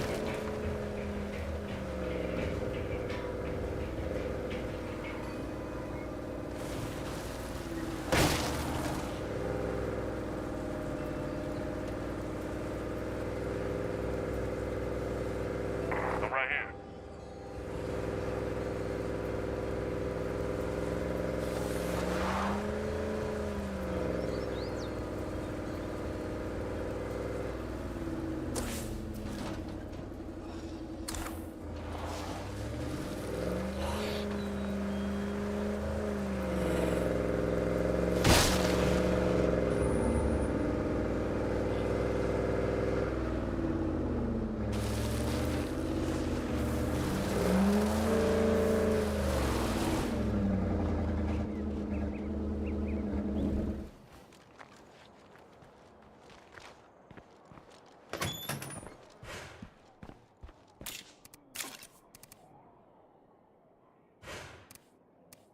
So, repair kit, more fuel. So, zombies are more infectious,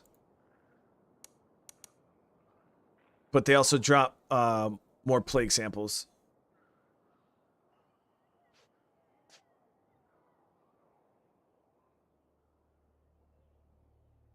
Okay.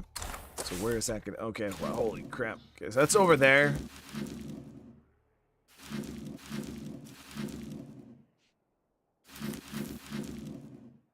We'll kind of be going in that area for the ammo right here when we go hit the hunter shed, but I wanted to take out these guys first, and then we'll be going over there. So we got to be careful in that new area.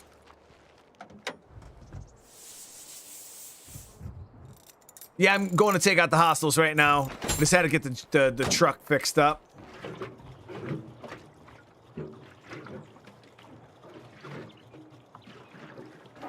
Now, one of the crappy things about just the way State of Decay is set up is the hostiles, like, they don't render until you get, like, a certain distance to them. So you have to, like, go up close to the building, render them in, and then you can, like, back up. But if you wanted to just, like, full-blown, like, try to do some, like, sniper gameplay, it's really not all that viable.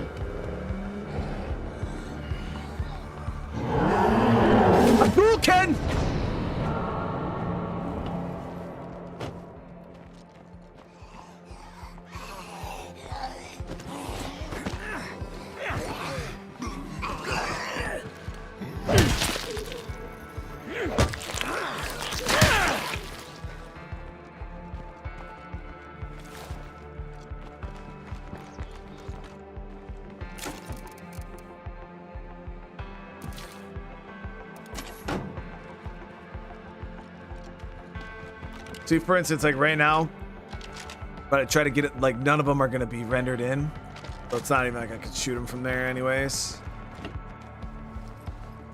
But the cool thing is what you can do if you want to render them in first is you just drive really close to the building. The hostiles cannot hurt you in your vehicle.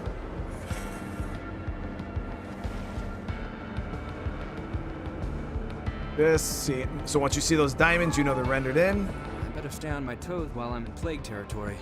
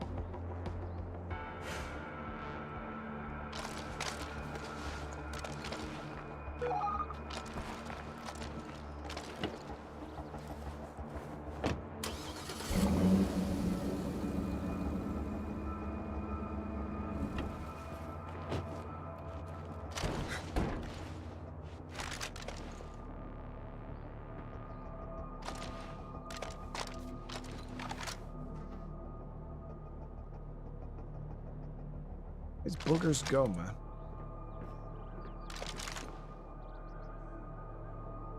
Like they know I'm gonna shoot them in the face, so they're just like hiding.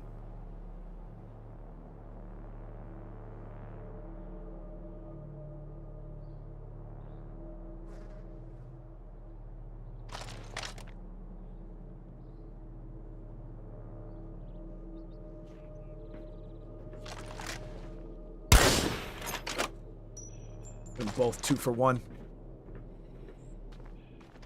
We're looking to trade. If you're interested, you're welcome to come on over.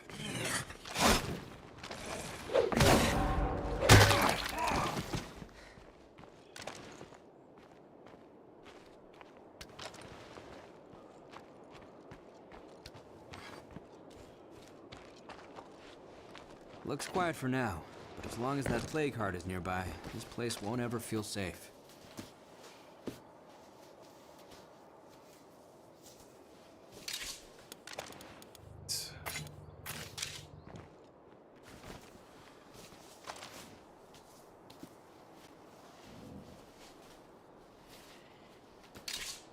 Wow, had a medruck on them. I think they were actually spawned in for that sheriff mission.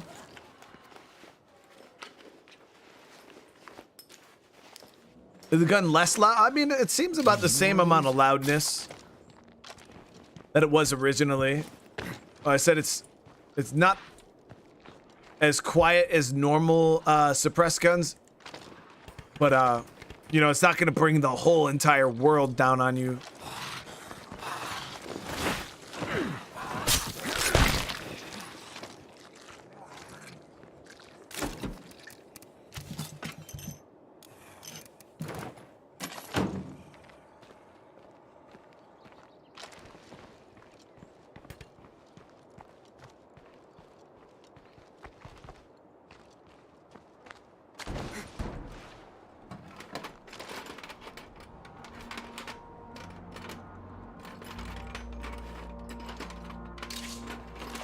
But that went pretty damn well.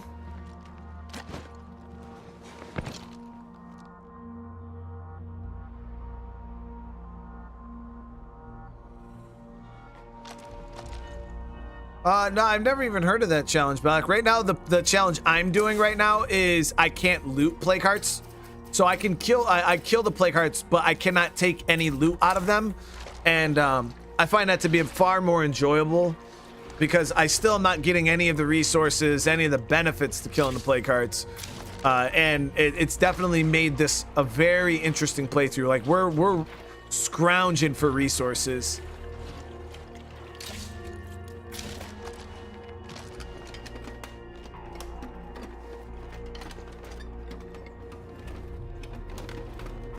Me?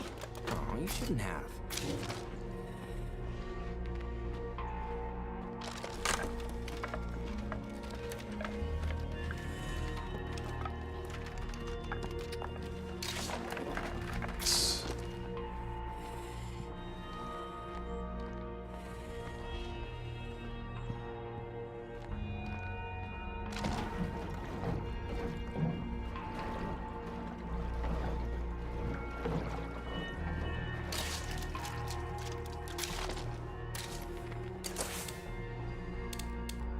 Oh, now we have a materials trader on the map too. That's perfect. And he's right up here.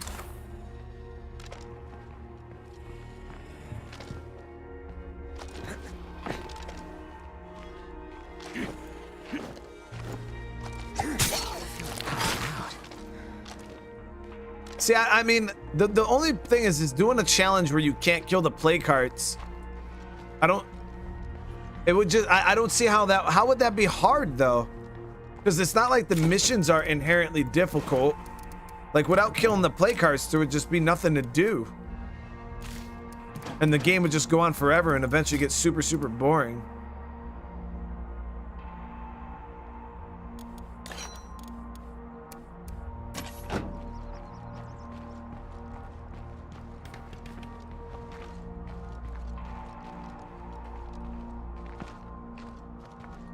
Okay, moving along.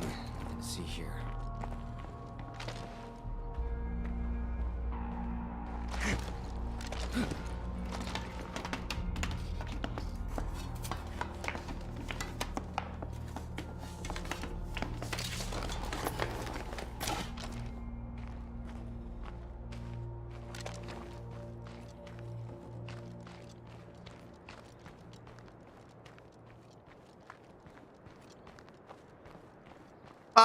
So I've already done a run like that. I've already done a melee only run where I played the game and I beat it with only using melee weapons. I didn't use any guns, any explosives, literally just melee only. Like I didn't even use Molotovs. And that was a fun playthrough. But like as for like a no smoke grenade challenge, this is actually like my first time ever using smoke grenades to this magnitude, just due to the fact that this map is the only map in the game that has a base that allows you to manufacture smoke grenades. Other than that,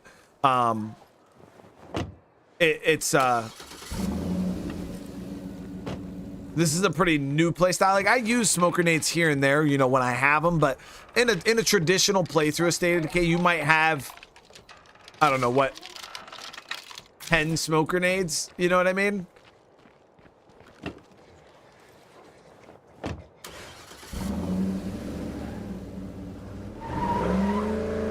Oh, CNC mill. Yeah, those are the only issue with CNC mills is I don't feel like they generate enough parts for the amount of time you have to wait. Like it's like 75 parts or something like that.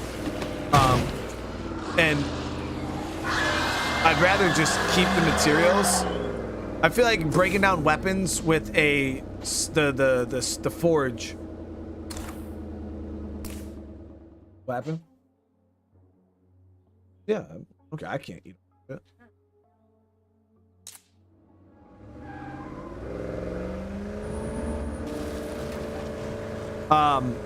But yeah, you get into a weird spot where the CNC mill, I did the math before, and I don't think the CNC mill on lethal zone is worth it. I think on lower difficulties, it is. I think on lethal zone though, it's not worth the path, because eventually what happens is on a normal difficulty playthrough of the game, you end up with a super surplus of materials, because once you get your base and all your stuff upgraded, you just have ruck after ruck after ruck of materials that are just everywhere, legitimately everywhere. You got trucks outside full of them, so you go around and you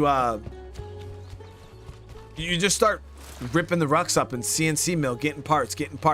But in lethal zone, they nerfed the amount of materials you get on a map so much that, like, yeah, if you like run through a playthrough on a map, then you like move that community to another map, I feel like at that point you might be able to start working CNC and stuff like that. But I don't know, I just never felt like the payout was enough. But if you do have excess materials, CNC mill is, yeah, that's the way to go. Anything useful in what I just dropped off?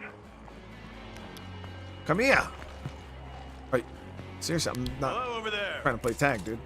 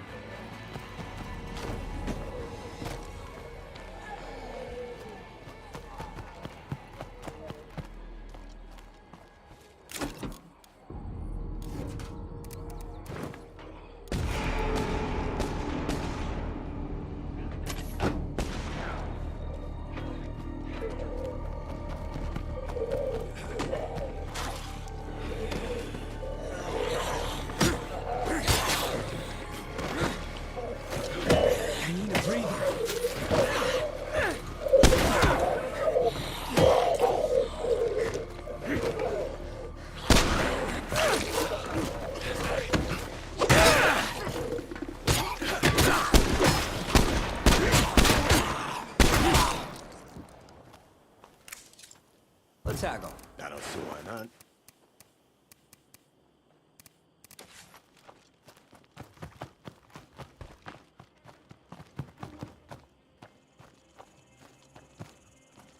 Yeah, but the thing about challenges, guys, it's got to remember, like, I've beaten State of Decay in so many different ways, and I've had people come, you know, and they'll be like, oh, well, can you beat the game, you know, with running around and only playing with, you know, a screwdriver, and that's the only weapon you can use, and you can't drive cars, and you can't wear a backpack, and you can't use any healing items, and it's like, I mean, probably not.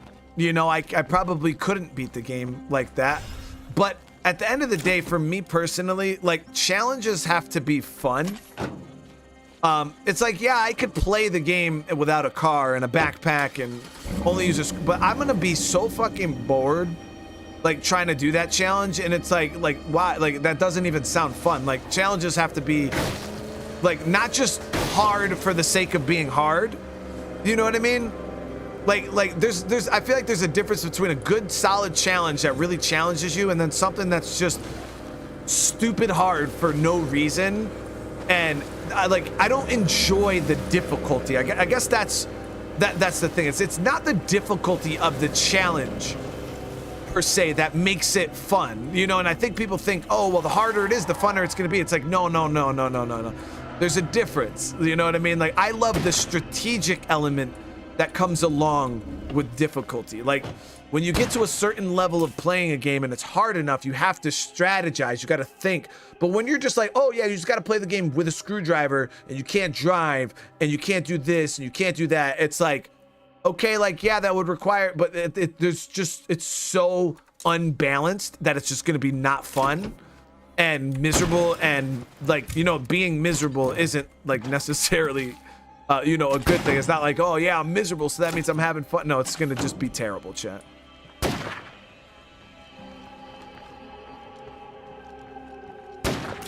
But it's not even I don't even feel like that would be an enjoyable struggle to watch, because it would just be so stupid. You know what I mean? Like, the second, like, if I'm playing the game with a screwdriver only, right? If I get jumped by a triple feral pack, I'm just gonna die. Like, there's nothing you can do. You know what I mean? Like, I'm just gonna die. And, like, it is what it is, you know what I mean? I'm gonna try to go, every play cart would be so miserably slow because I'd keep having to run away if I didn't want to die. Every time a feral showed up, because you can't really kill ferals, plague ferals in close combat all that effectively. It's really, really tough, actually. So every play cart I would do would just be miserable. And it wouldn't, not a good miserable, chat. Like, literally just, I don't want to fucking play this anymore miserable. Like, you know what I mean?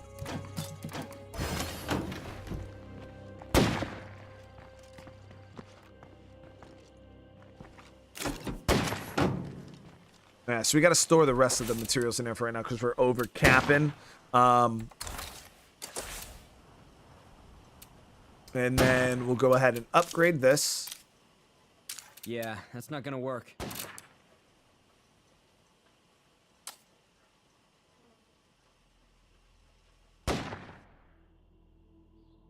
And another thing is challenges that require you to, like, for instance, I see somebody said a no stealth challenge. I don't even know how something like that would work. Like, I've had people come up and say, oh, you know, loud guns only, no suppressors. It's like, and you can't use melee. And then it's like, well, then that's just gonna turn into me running away from a bunch of zombies the whole entire time. Because realistically, you're gonna just run out of ammo. You know what I mean? You're gonna run out of ammo, and then once I run out of ammo, if I can't kill the zombies in melee, that just means I can't kill the zombies, so that means I just gotta run. So the whole playthrough is just gonna be me running from the zombies. You know what I mean? Like, if I have to shoot the zombies, all right, with no suppressors, what do I do when I run out of ammo? And I can't run away. You know, well, you can't run from the zombies either. Okay, then I'll just stand there and let the zombies kill my survivor. Tons of fun, chat. Tons of fun. We're killing it right now. Armored zombies drop loot. Whoa, this is cool. So there's a guaranteed way to find armored zombies. You go to military sites, and they spawn quite frequently. And this is saying they could be carrying grenades and ammunition.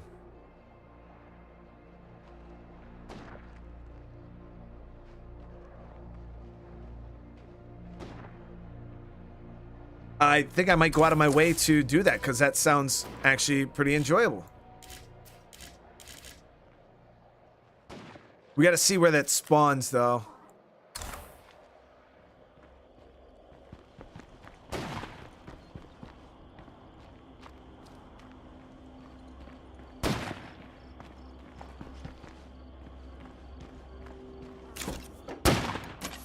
So that's why you guys don't really see me do like a lot of those like the challenges that require you to really like one of them is the solo survivor challenges. Like as cool as that sounds,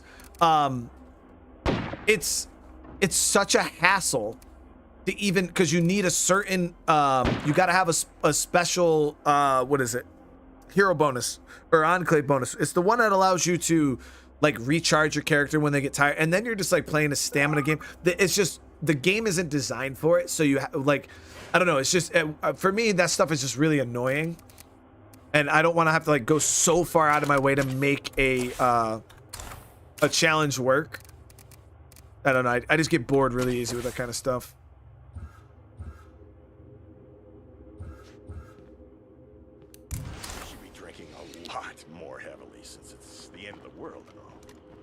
Yeah, and it's just like, and the things I enjoy about State of Decay is the community building, the characters, the slow looting, you know, and going around doing things. And all it would turn State of Decay into for me, if I was playing a solo survivor run, it would just be a speed run. You know what I mean? I would just turn it into a speed run, and then it wouldn't be all that fun to watch because I'm just going to kill everything as fast as I possibly can.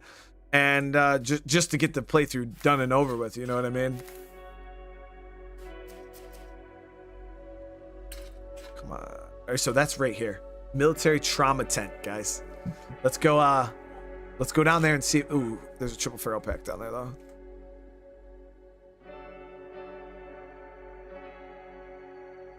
We can also, I think I looted this out already, but I'll check what's in there. I still haven't got over to this damn hunter shed because stuff just keeps coming up.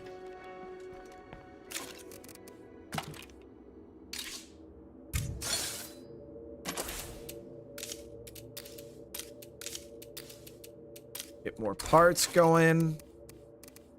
Oh, got that.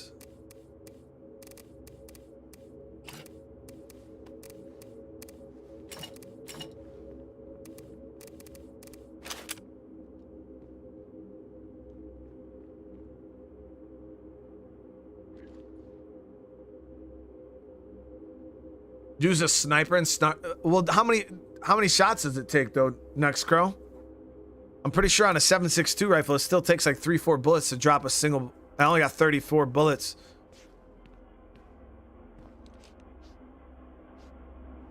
So I don't think you. Yeah, the only gun in the game that one shot's armored is the 50 cal, and I'm not going to shoot them with 50 cal bullets. That's too expensive.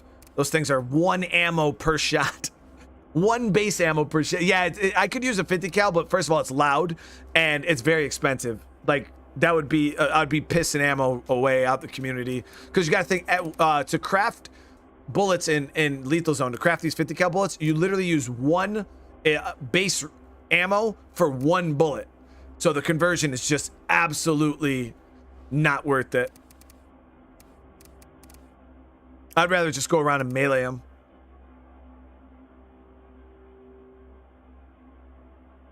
Do I have any speedrun vids? I have done a speedrun before on the channel. I don't remember when it was, but I attempted a speed run. I almost beat it. I got 24 plague hearts done in the time frame, and then I ran out. I forgot what ended up happening, but we ended up ending the challenge.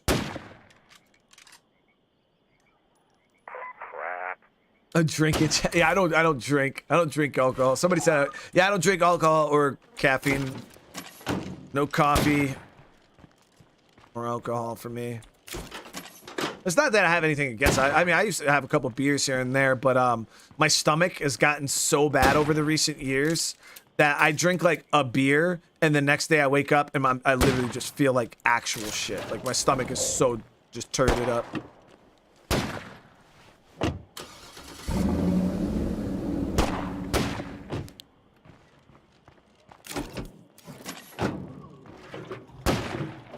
I've gotten so many of these curveballs, guys. Still have not got the black play card.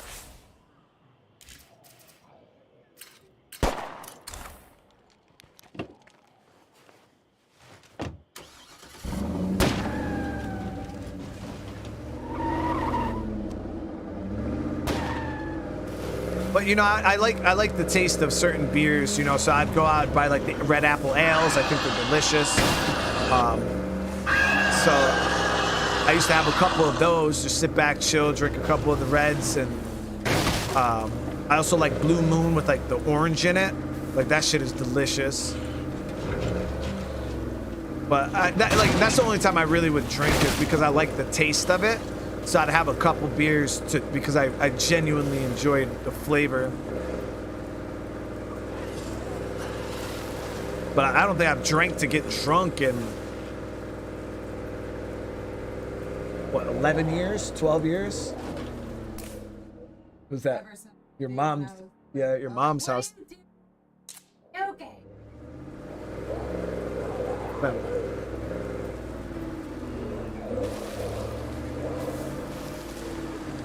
Yo, the red apple ale is so delicious, guys.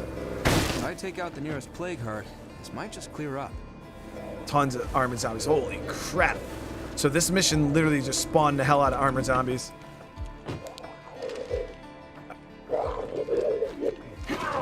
Took a fucking shit. Yeah.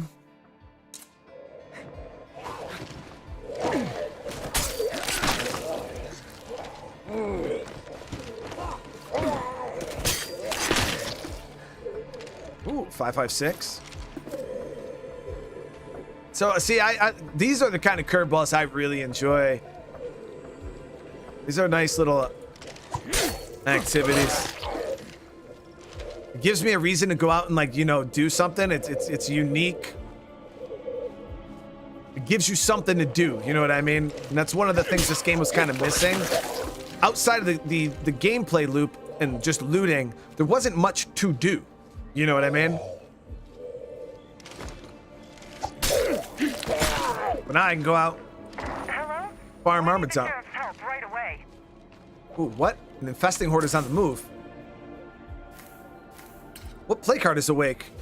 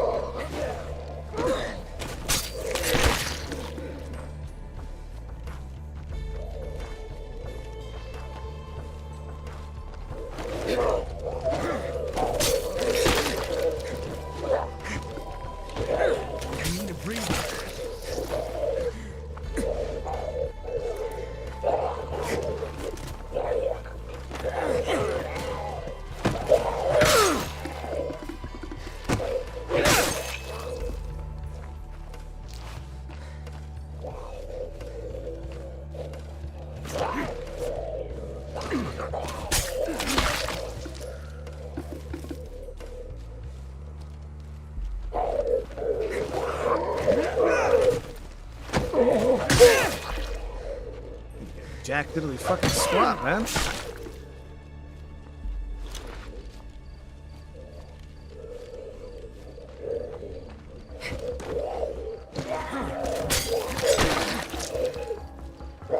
So yeah, it literally turned every zombie spawn in this area into into an armored zombie.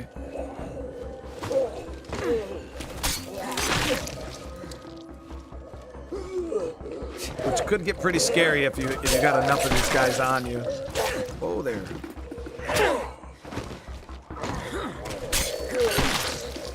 Also, somebody asked earlier, I seen it. When is my next episode of The Last of Us 2? Probably tomorrow. I think it's yeah, I think it's tomorrow. Nearby plague heart stirs.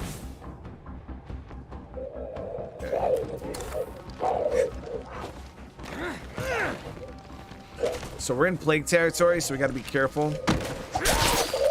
Even though I woke up a plague heart, I don't know where.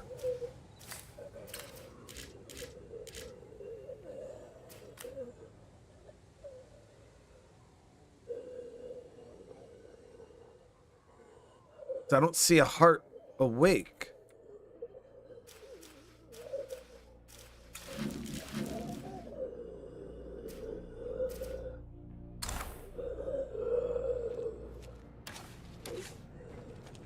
Do this in stealth.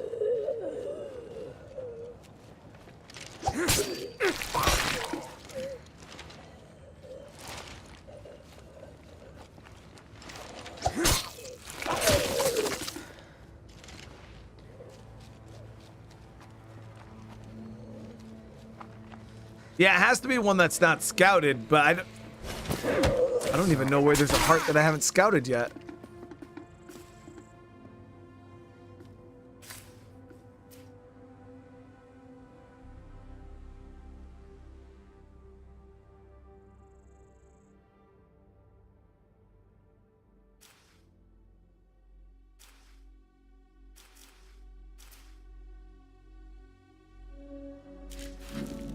Oh, it's this one.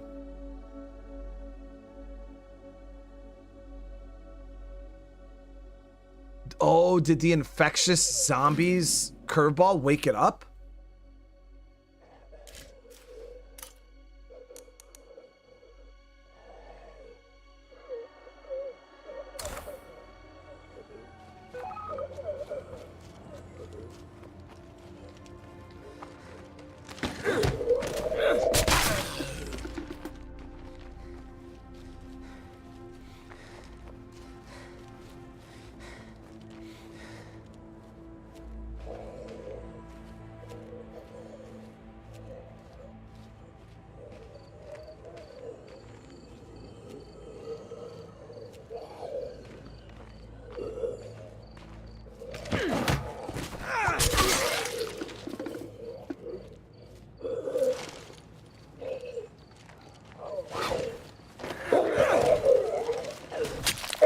Again.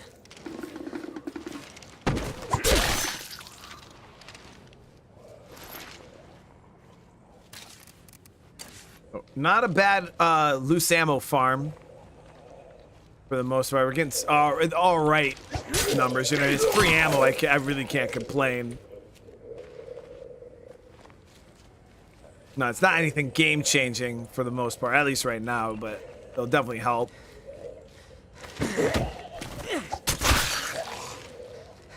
Everydays, holy crap, thank you for dropping the 10 gifted on the channel, man. Everybody receives a membership. Welcome to the family. How you doing today? Yeah, that's my only thought is that curveball woke up the plague heart.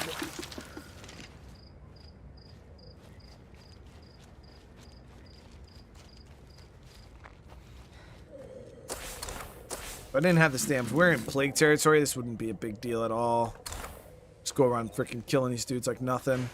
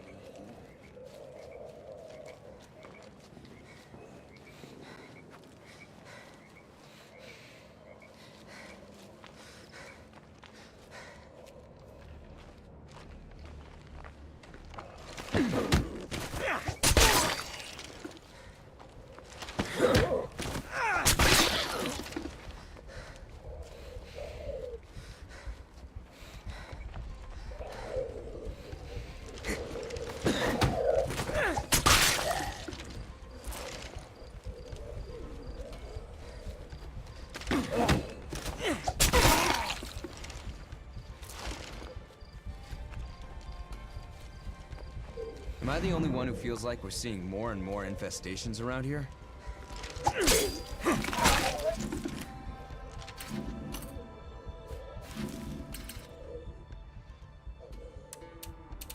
No.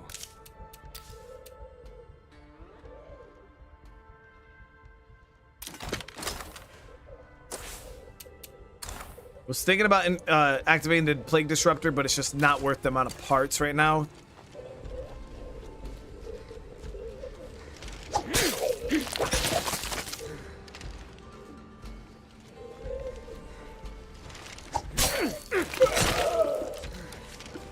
Dude's leveling stealth so slow.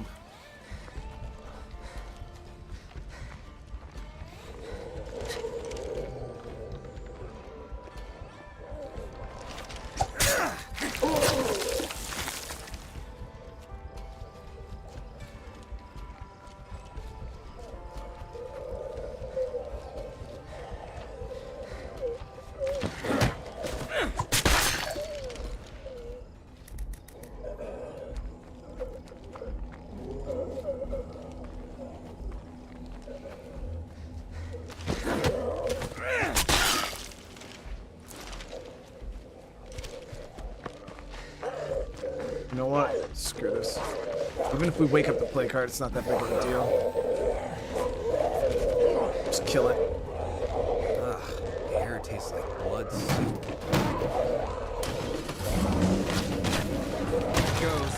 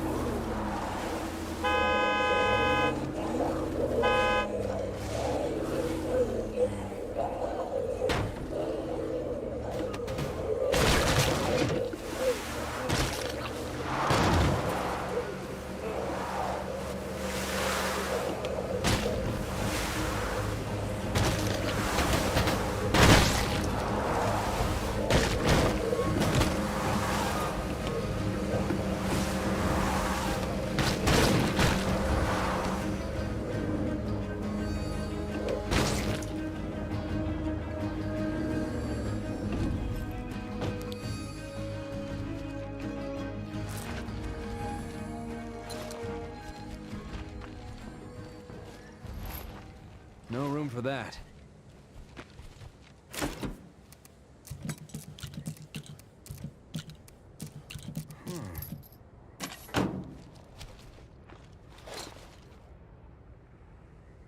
Okay, so the temperature zombie situation seems like it went away.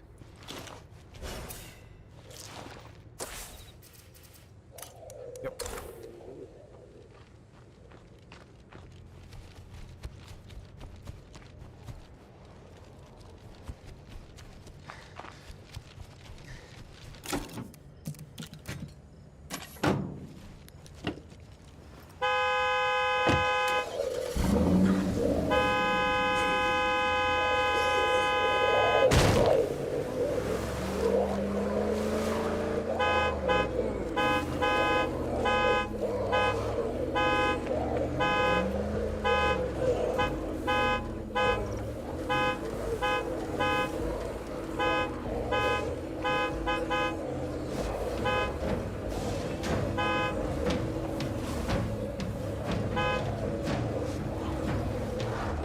Holy shit, that's a lot of armor zombies.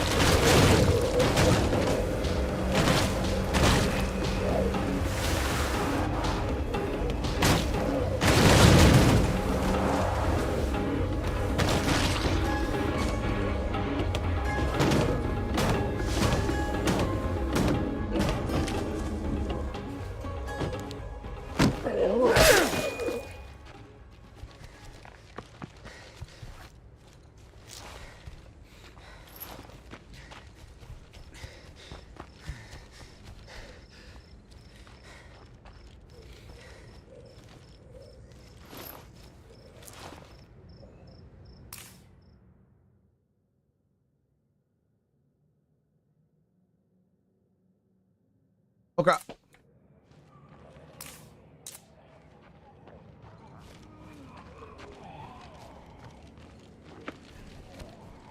Seemed like they dropped very much there. That was a huge ass group too.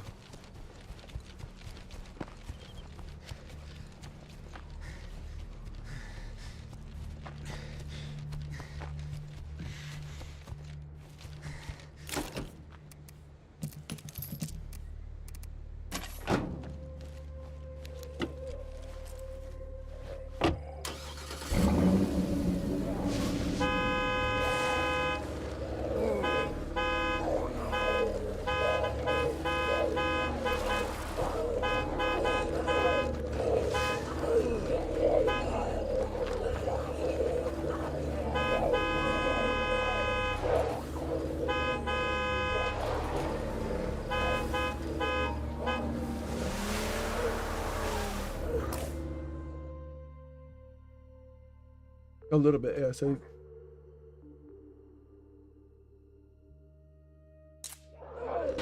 I can now confirm that the rumors of a safe zone outside of Spokane are 100% false. And don't even ask me about Missoula.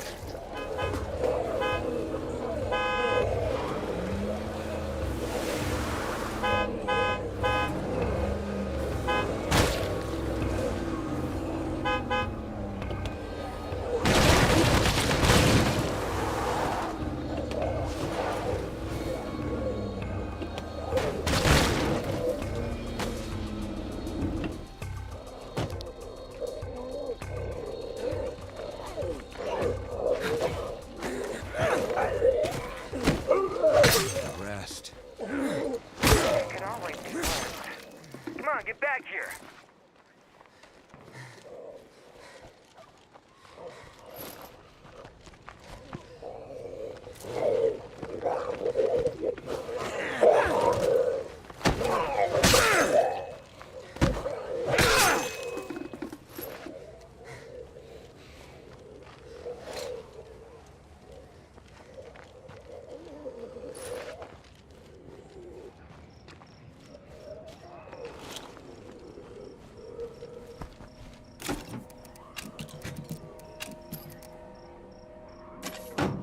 I mean, have we got any good numbers of anything, really? Not really, just legit handfuls of little bits of ammo here and there.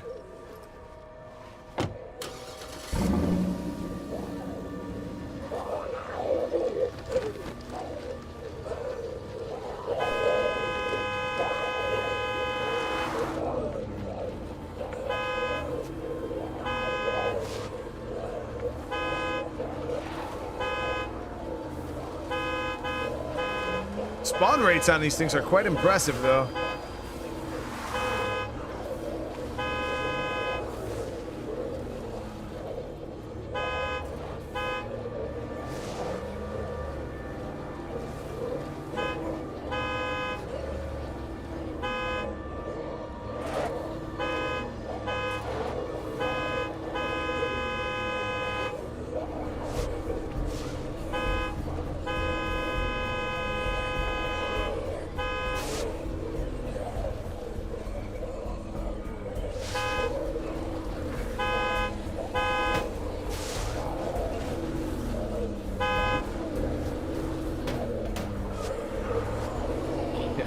That would be a bad day, dude.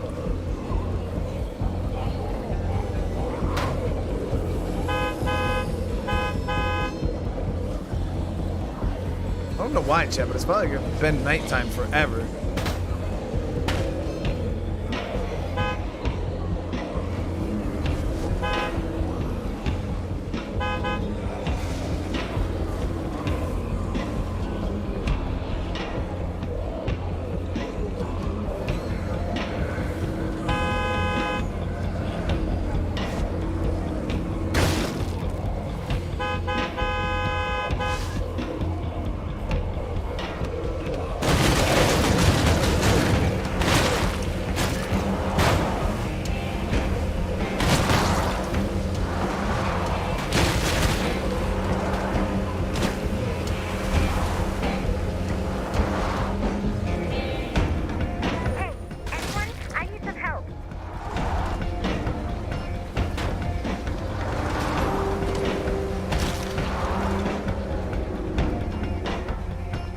That was not a bad. That was a pretty good. Oh.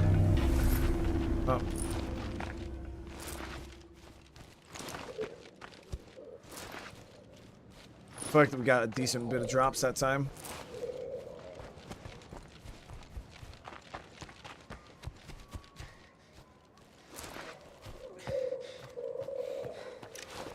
Thermite grenades, that's not bad either.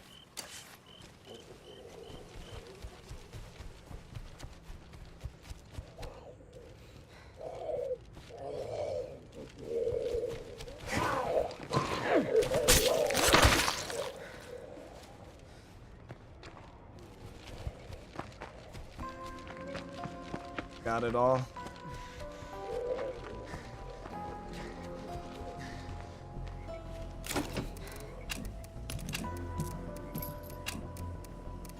I better stay on my toes while I'm in plague territory.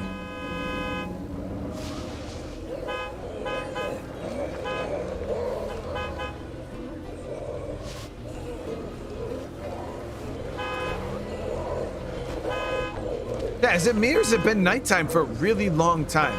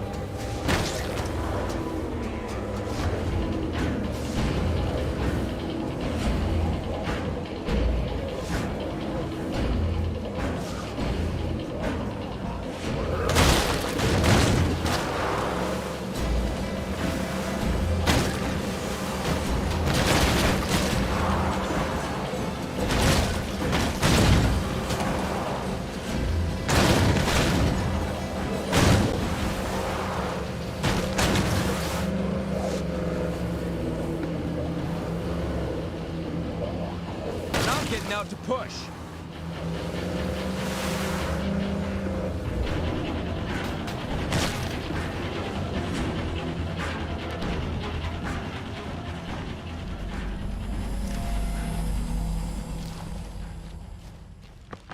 Oddly satisfying, guys.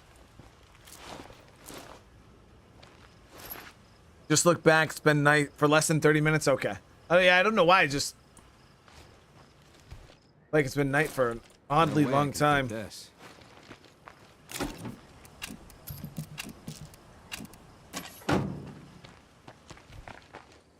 Sheriff. Someone in our community was killed, and the murderer might be one of us. We need your help on this. I'll handle it.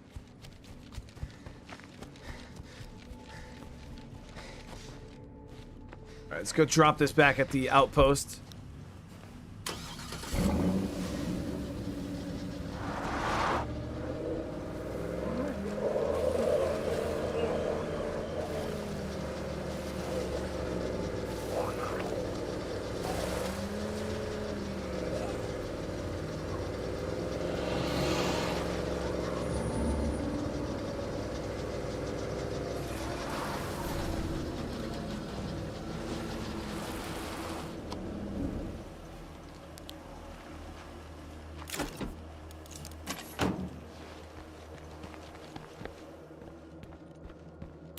So we got a little bit of a turnout for ammo. Nothing like, you know, mind-blowing by any means, but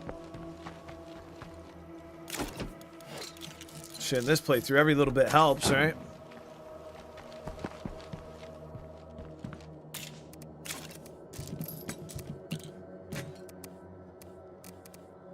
Got a like little bit of, yeah, I mean nothing crazy, but you can see our numbers are just a little healthier. Hold on one sec.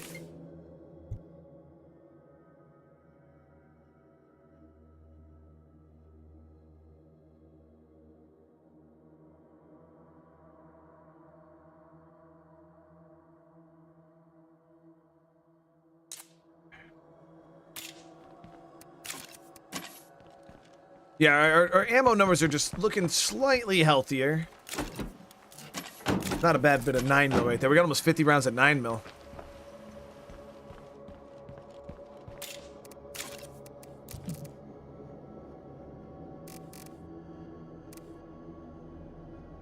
Got a lot of standard bolts too. Too bad no crossbow to shoot him because I accidentally scrapped it.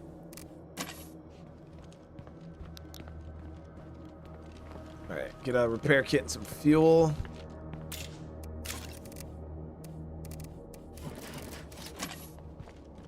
Might actually need 2 repair kits at this point because this thing is looking rough.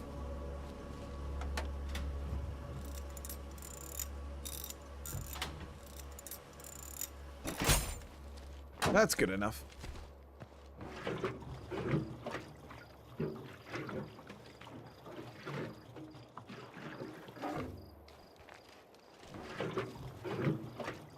Now, the thing is, should I go beat my car up again for more ammo, or should we just take what we got? Because it's all right, you know what I mean? It's a decent enough payout, but I wouldn't say it's super worth farming right now.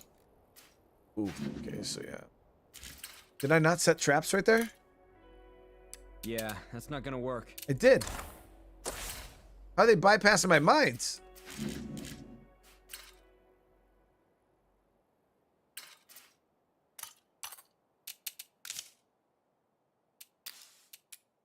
Yeah, we got mines going. How'd the horde bypass it? The mines.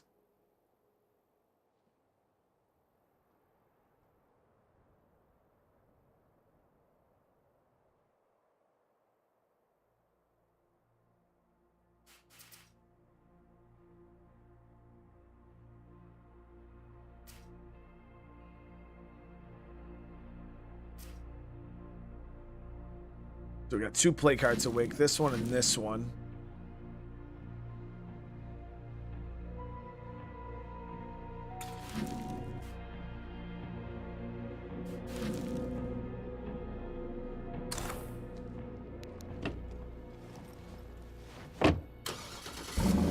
Generally, those hordes path on the roads, though. They don't usually just cut across.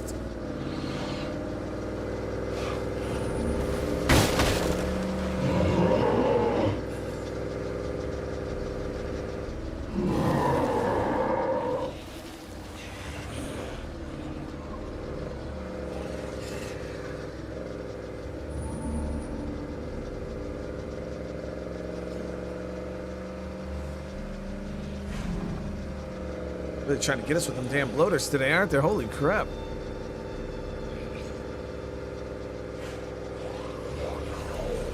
Oh, the mission ended anyways. The ammo farm.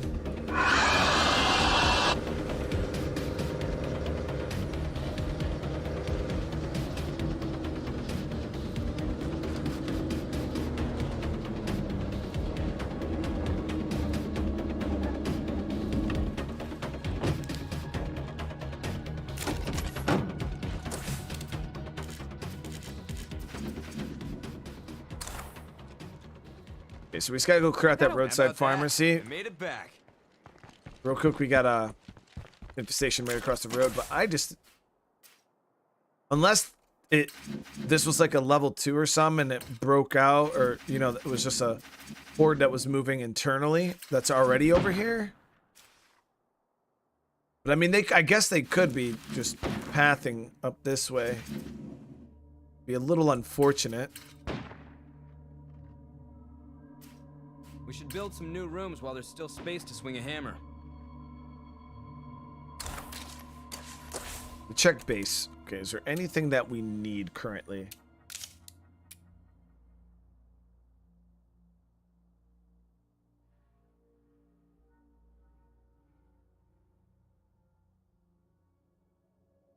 Yep. So that's what we're gonna do right now. We're gonna upgrade our shit. I see you're still kicking. Thought I had one more person with an empty slot, but we don't. Haley needs to be our play cart killer because she's actual garbage. I'm literally gonna take Haley, chat, and we're gonna throw her at as many play carts until she dies.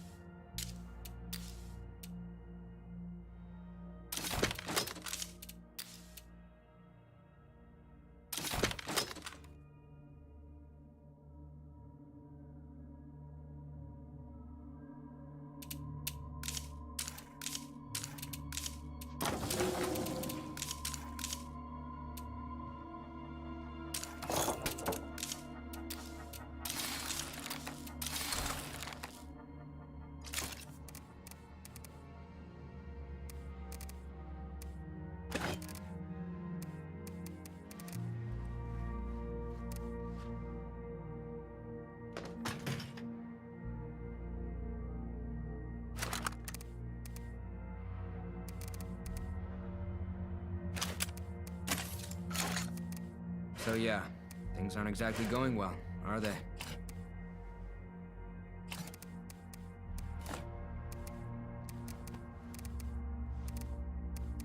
That's pretty heavy.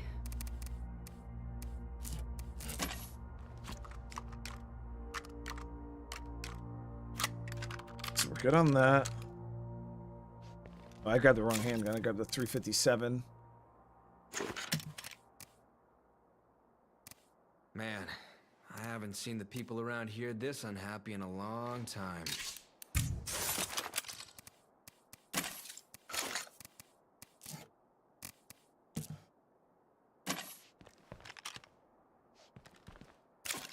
Okay, so both guns loaded up.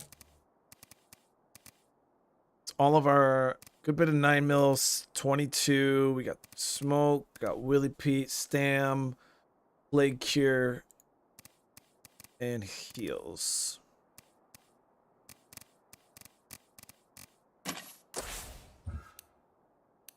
What can I do? Hang on, I'm coming to you. You're the best. Your ideas aren't just for shit. Now they're pissing me off. I'm going to clear out an infestation. We want to survive. We can't let the zombies take over our town. Don't do anything too stupid out there.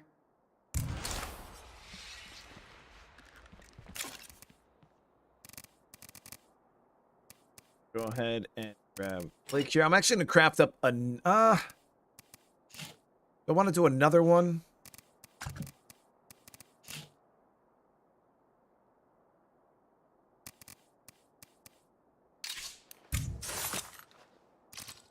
Like I said, I mean, Haley's a Garbo survivor, but just to try to get a little bit more longevity out of her, I will craft up another cure. I'll send her out with 2.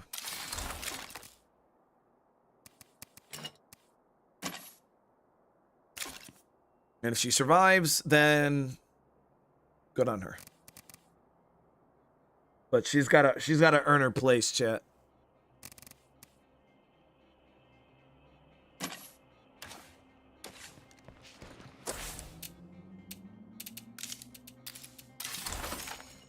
She's gotta earn her place, and the sun's coming up. Loader. Beautiful.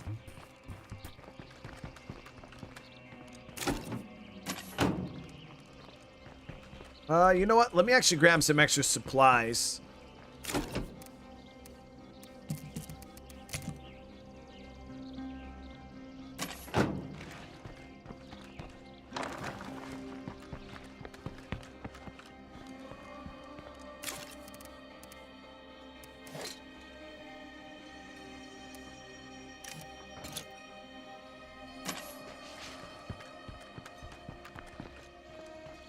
So her traits are gas hoarder, which isn't bad. She has determined, which gives plus 20 health, which is not bad.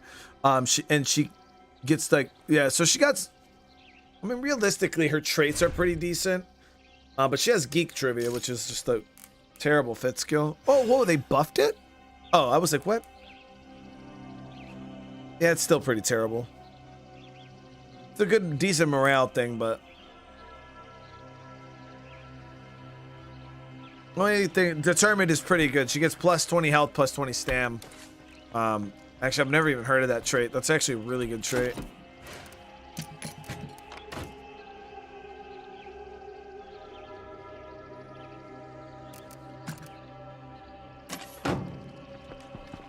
But her fifth is just super, super pointless.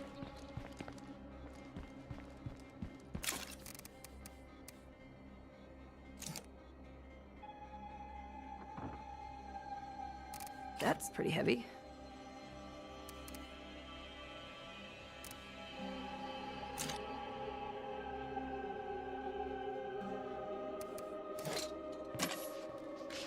I'm just grabbing a bunch of splody stuff. Look out, we got a freak over here. That's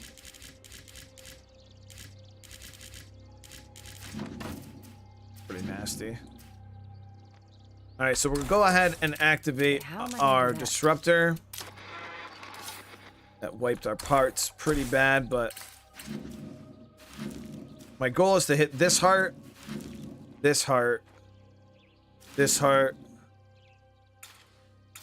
and then maybe dig into these two here, but start off with this one.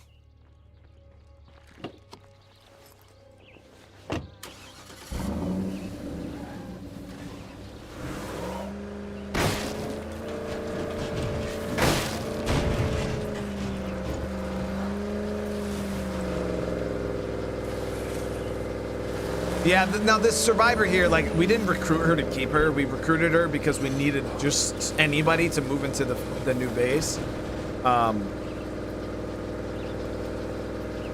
outside of that, there really was no reason for me to keep her in the community. She's just an extra mouth to feed. So we're gonna put her to work.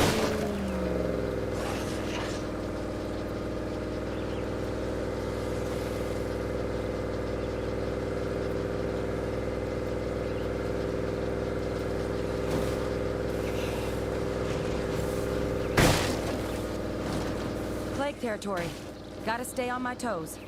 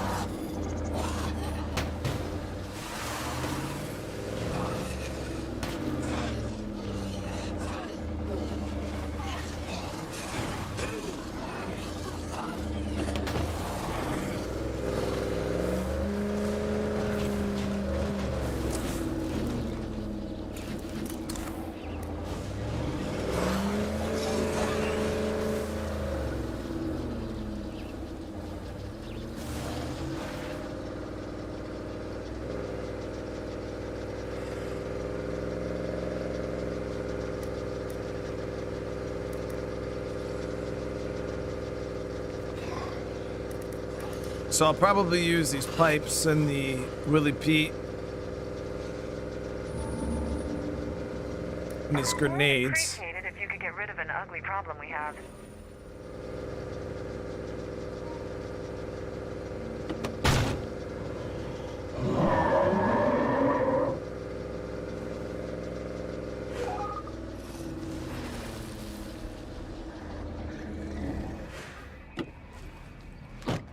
I love it!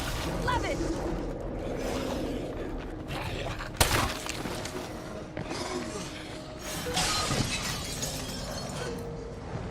Ooh, actually, I don't know.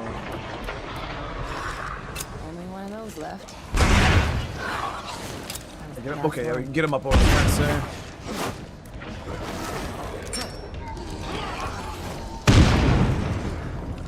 Only one of those left.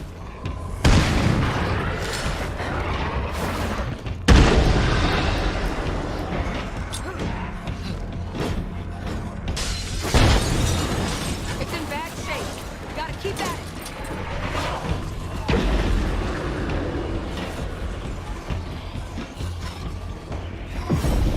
That plague heart won't bother anybody ever again. Damn, I really like taking back territory from the Z's. Oops, I'm almost out of that.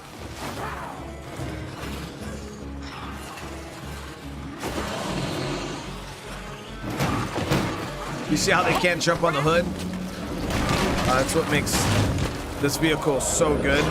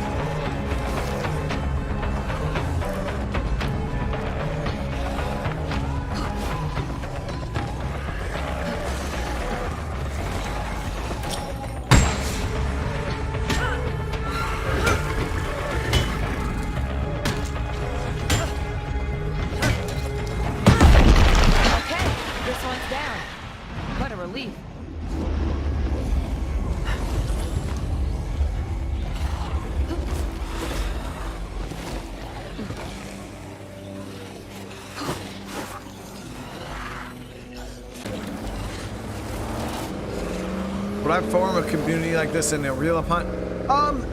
To some extent, probably. Yumiko, you would definitely want to find a, you know, people that can help you, like, cover the things you don't know how to do. You know what I mean? Like, so if for instance there was somebody who's really good at maintaining cars, like I'm not super great mechanic. You know what I mean? Like, I do feel like there probably is some kind of benefit, but at the same time, working with unknowns, there's that. So I would definitely want maybe like form a community around people I know. Now, as for like taking in full-blown strangers, I don't know how I would feel about that. Now this plague heart here is cheesy. Free kill.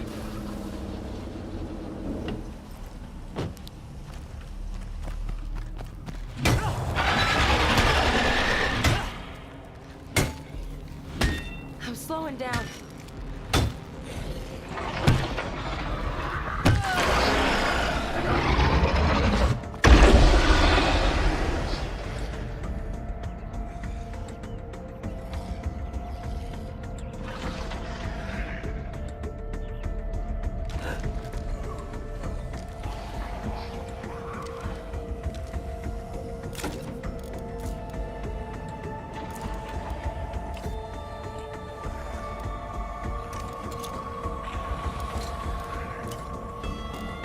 Can't carry that much.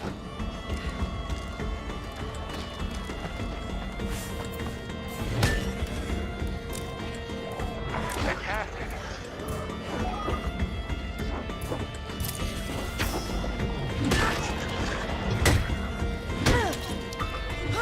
It's in bad shape. Gotta keep at it.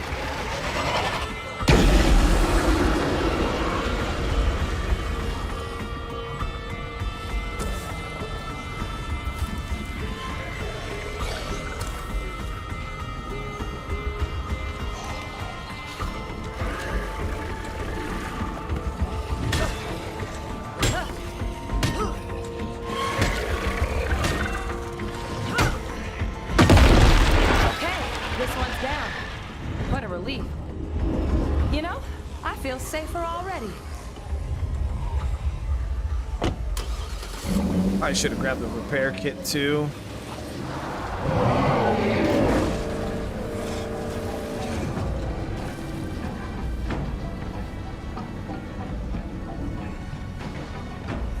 Plague territory. Gotta stay on my toes. This place is disgusting. Fire those! Extra hurting.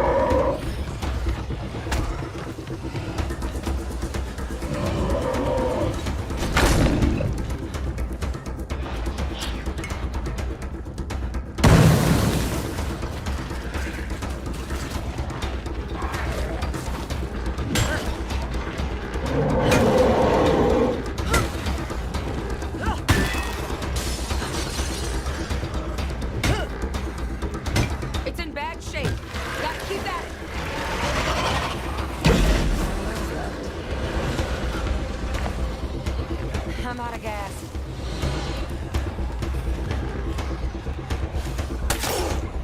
Take it down!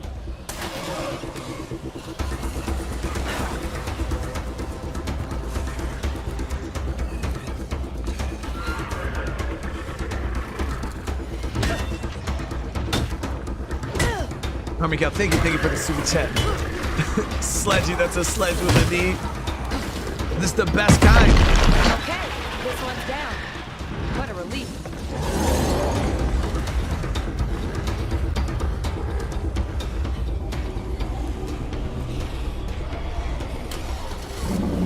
I appreciate the love, though, Miguel. Thank you so much.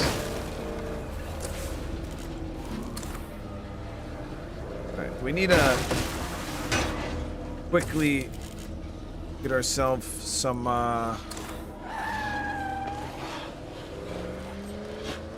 repair kit and some heals. Just a little heals. I'm not gonna use like a first aid kit on her or anything like that, just cause like I don't care. But I feel like I could easily, if I heal her up, I could get another heart. So we're gonna get rid of... Sledge E. That's a sledge and an E. Of course it's locked. All quiet now.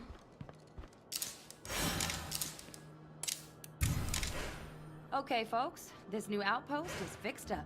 And I can already see how we might improve this place.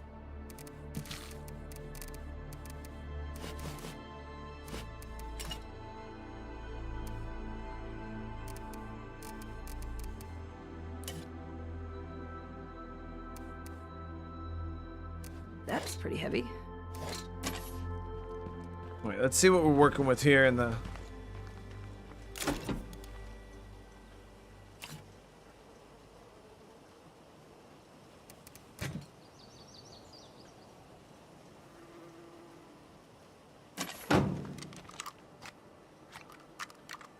You know what I just got a super big craving for? Cinnamon Toast Crunch. Just a bowl of Cinnamon Toast I see a Crunch. screamer. Yeah, this place was preluded, right?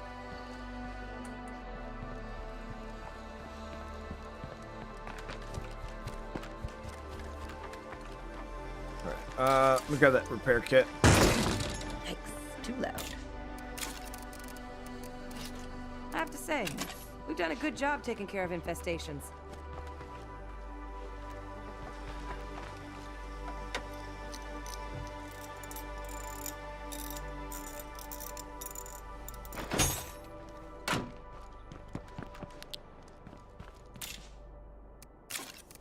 I mean, a lot of I don't know. I've met people that don't like Cinnamon Toast Crunch, but I don't understand. Yo, if to me it's like one of the best cereals out there. It's just so good, and then it makes the milk so good. You know what I mean?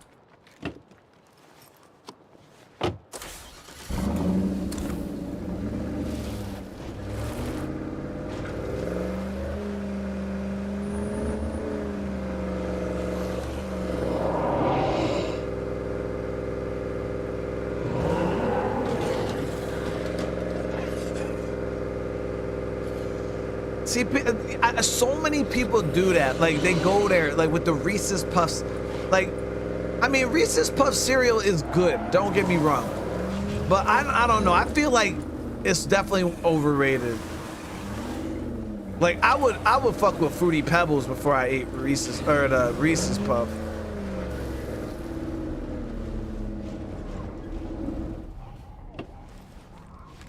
Like, I get it, you know what I mean? Like, the Reese's Puff, they are delicious. It is delicious, but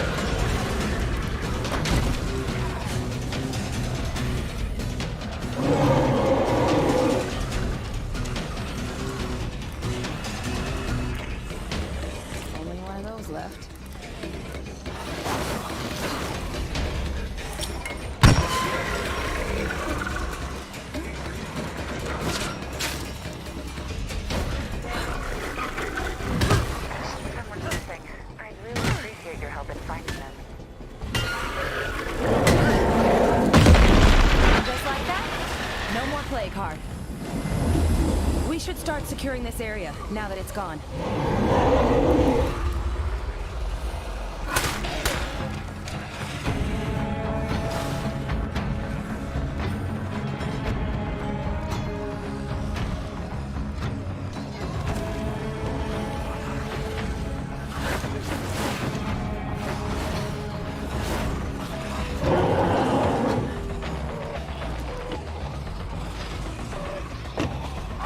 now Captain Crunch though, that's a cereal I actually don't fuck with at all. That shit that is weaponized food. All right.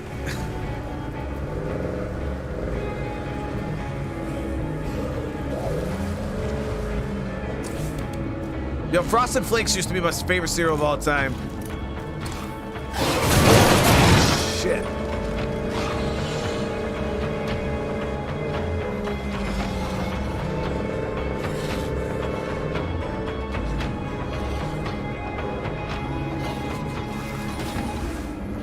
I used to, the only Captain Crunch I would eat is the only berries, but yo, because you can't eat the yellow ones. It's the little yellow pieces that will fuck your shit up.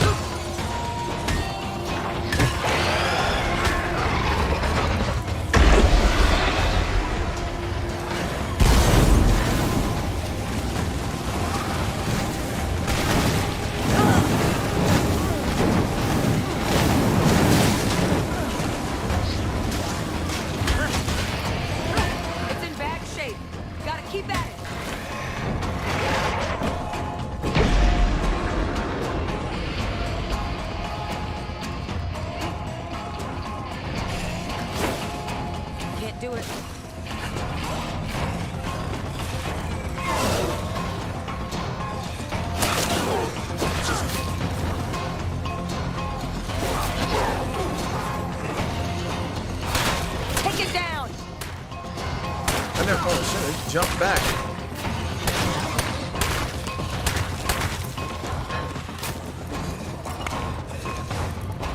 I am never gonna get the stink out of my clothes.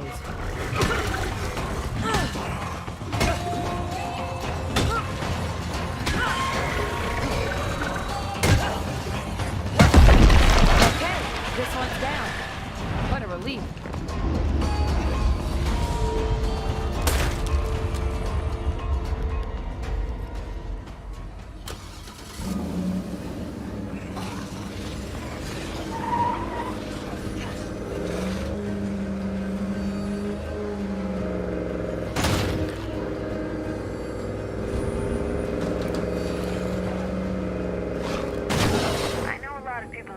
By the machete for killing zombies. But personally, I vibe to the sound of 30 ounces of aluminum hitting their skulls.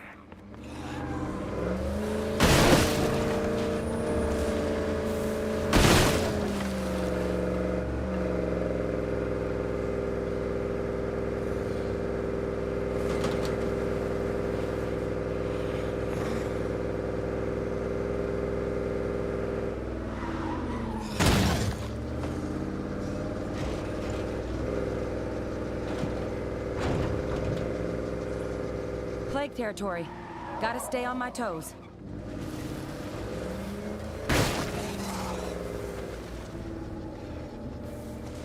Also, guys, I want to thank you all for over 500 likes. Question is when we finish this series, because I told you guys, as long as we're getting 1,000 likes, we'll guarantee the fact I'll do another episode of State of Decay, no matter what. My question is, if we finish this series and still are hitting 1,000 likes, then what? No more of that.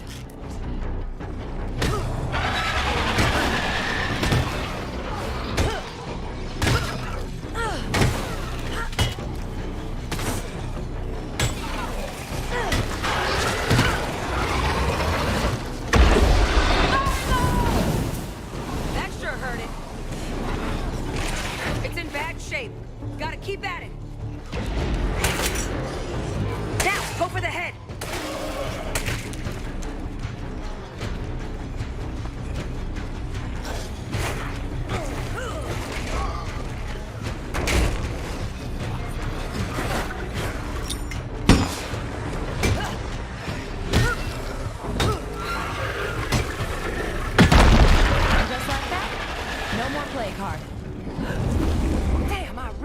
taken back territory from the Z's.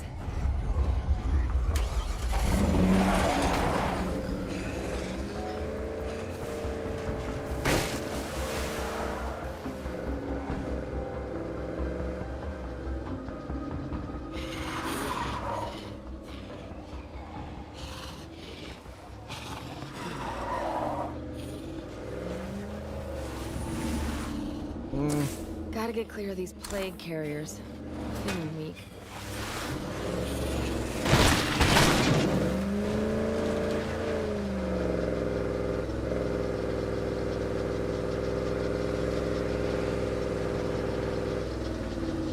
Well, she didn't die, chat.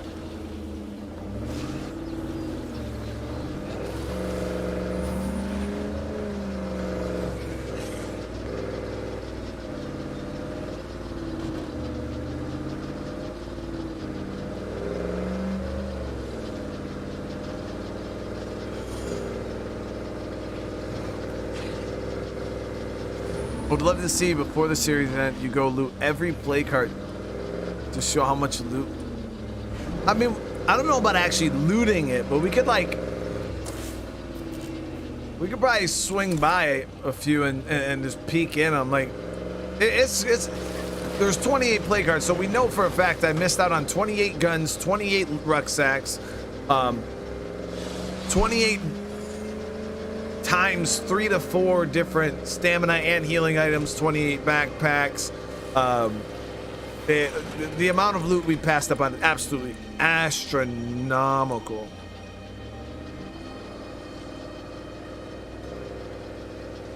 But it'd take me a whole episode just to go loot all the damn hearts.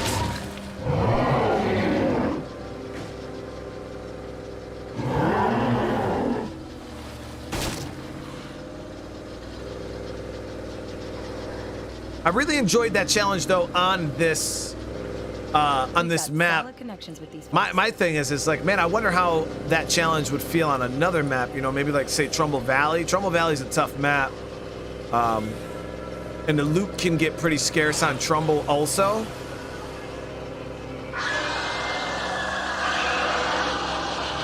So I'm like, man, a no play card challenge on Trumbull would probably be pretty tough. 3, 1.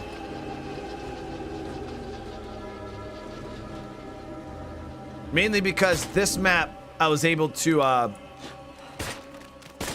like ride it out a little bit more because the starter base on this map is absolutely disgustingly broken. So that is like the saving grace for these maps, you know, Meager, Drucker, Cascade, is the fact that the starter base is just so good. Now you start off on a map like Trumbull where that starter base is actual garbage. We'll be in trouble, chat. We'll be in a lot of trouble.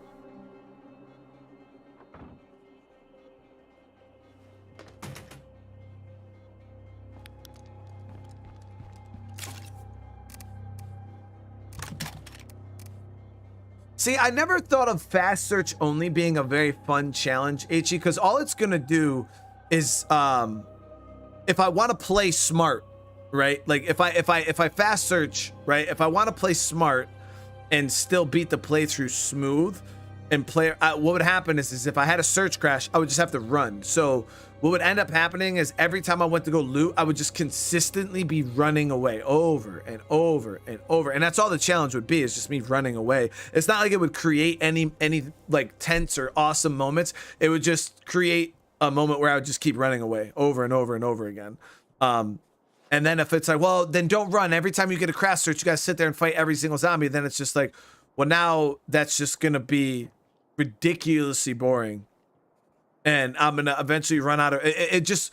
There's really no smart way to play that because it's two systems that work completely against each other. It's like you loot to build up resources, but then I would just be using all of my resources to fight off the zombies that I was, you know, calling. It would be very, very dumb.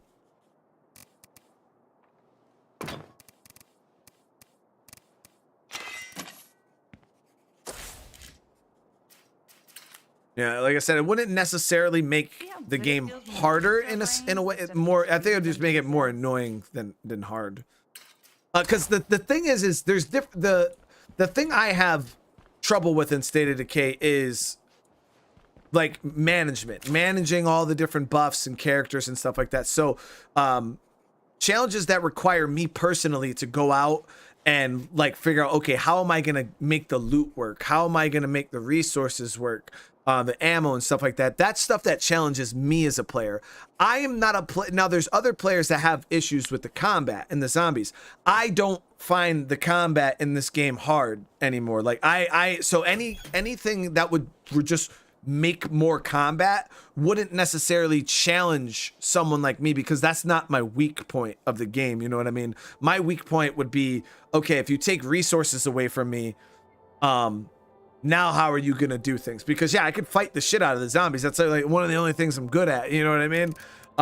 So necessarily, like, what I wouldn't be looking for is more challenges that aim more towards the resource, more towards my weaknesses in the game. You know what I mean? And the combat is not one of my weaknesses for the most part. There really isn't anything that makes the combat harder. No, I mean, the combat's the combat. Like, once you understand the ins and outs, the timing of when to dodge when the zombies are swinging, how to stack stamina, how to use openers, grab and push, snapshot, you know, headshots, when to shoot, when not to shoot, when to run. Like, once you understand all of that stuff, when it comes down to the combat, it's pretty easy.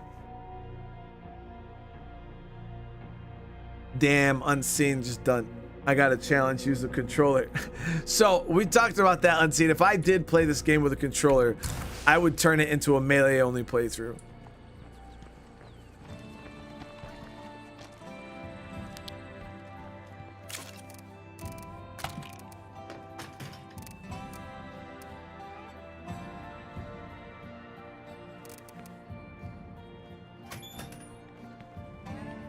No stims, energy drinks, or snacks. See, and then in that case, Paul, what I would do is I would turtle. Early on in the game, I would turtle, stack all guns and ammo, and then I would just turn it into a shooting playthrough where I just would just shoot everything. So the crafting, I did a crafting only challenge, right? And that's hard. I actually have not yet beat a crafting only challenge on State of Decay 2 Lethal Zone. I haven't been able to do it. A no crafting challenge though, I don't necessarily, I don't know, because I'm trying to think, what did I even really craft outside of the smoke bombs, which it would nerf my energy drinks.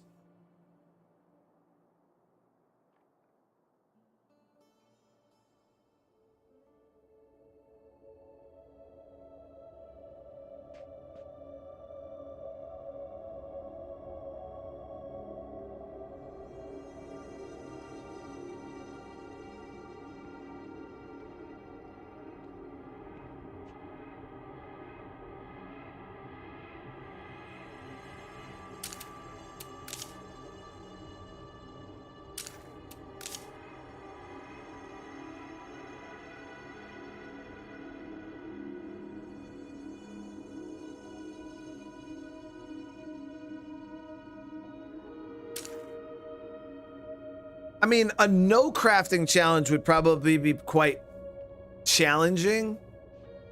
Because you wouldn't be able to do anything. Like, no plague cures, no stamina items, no ammo. You haven't forgotten what we talked about, right? No gas can. Well, no. Because when you say no crafting, does this count as crafting?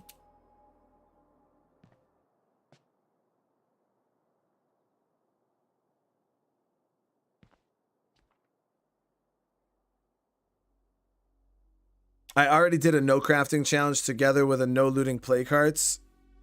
I did that?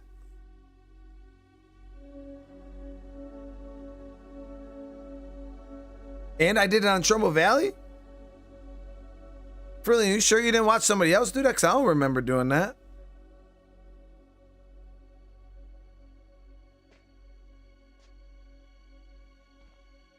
See, I'm not like a no. Listen, guys, if I do a challenge, I just go all the way. It's either no craft. It's all or nothing. You know what I mean? It's not like, oh well, I'll allow myself to. No, it's like if I'm not crafting, I'm not crafting. Wait, I already did that challenge. So I did a no crafting challenge, and I didn't loot play carts, and I didn't upgrade any facilities. When the fuck did I do that?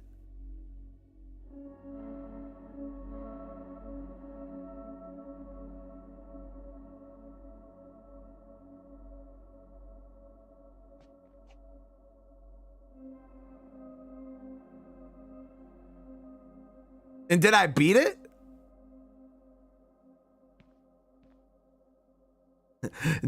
Did I win?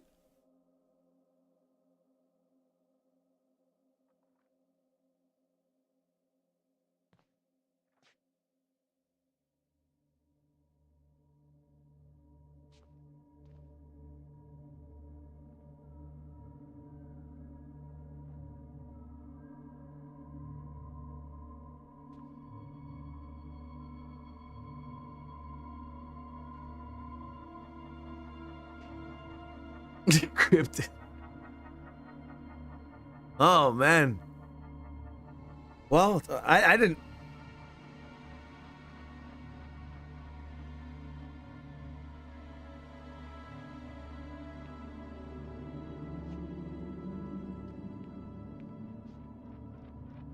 Well, I guess hey, you guys know more than I do. I didn't know I did that. It doesn't even sound like something I would be able to beat.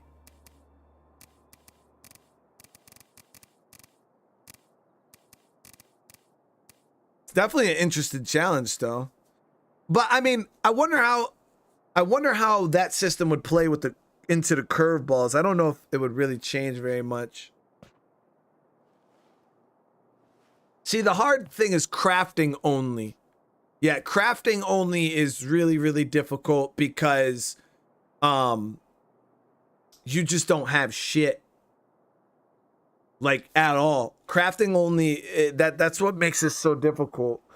Is you can't loot any guns. You can't loot any like melee weapons. You can't craft your own, or you have to craft everything, your own ammo, everything.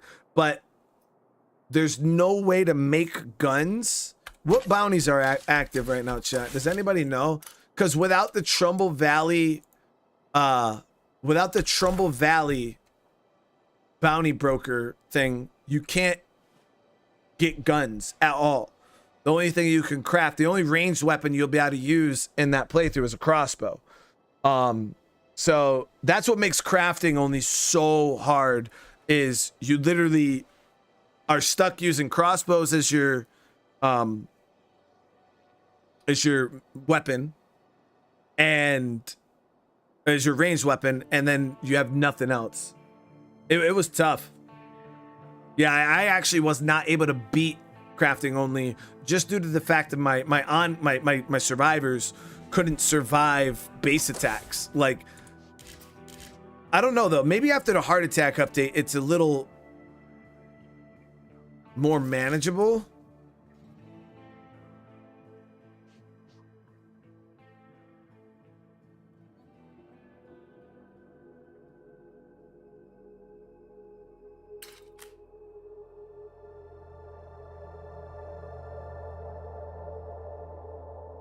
But yeah, crafting only is pretty much the only challenge I have not been able to beat yet on lethal. It's quite difficult. How would you fight the endgame human? It would be terrible. Well, Tom, you can beat the endgame humans in melee. I actually beat the Warlord Legacy on lethal melee only. I was just going around just whacking them, dude. Yeah, just hitting them.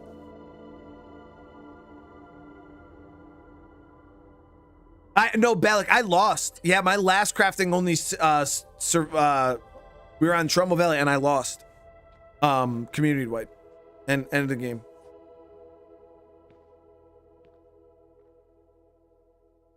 You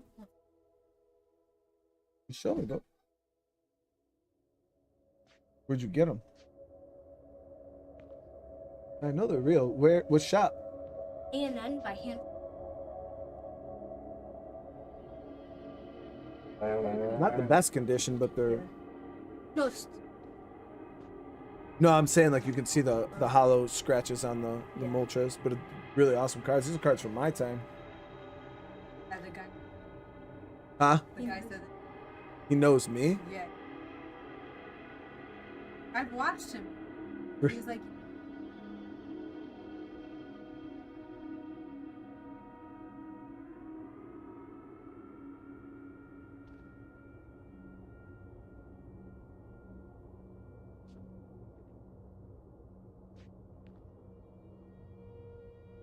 Oh, and then I was like, hey, like, oh wow, no. Than all of us. I was like, no, that's cool, but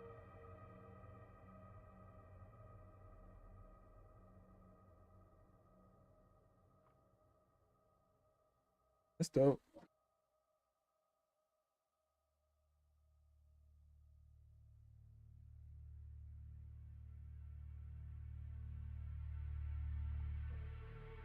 How much were those? That's not bad. no. I'm like, Nah, it must have been bad condition though.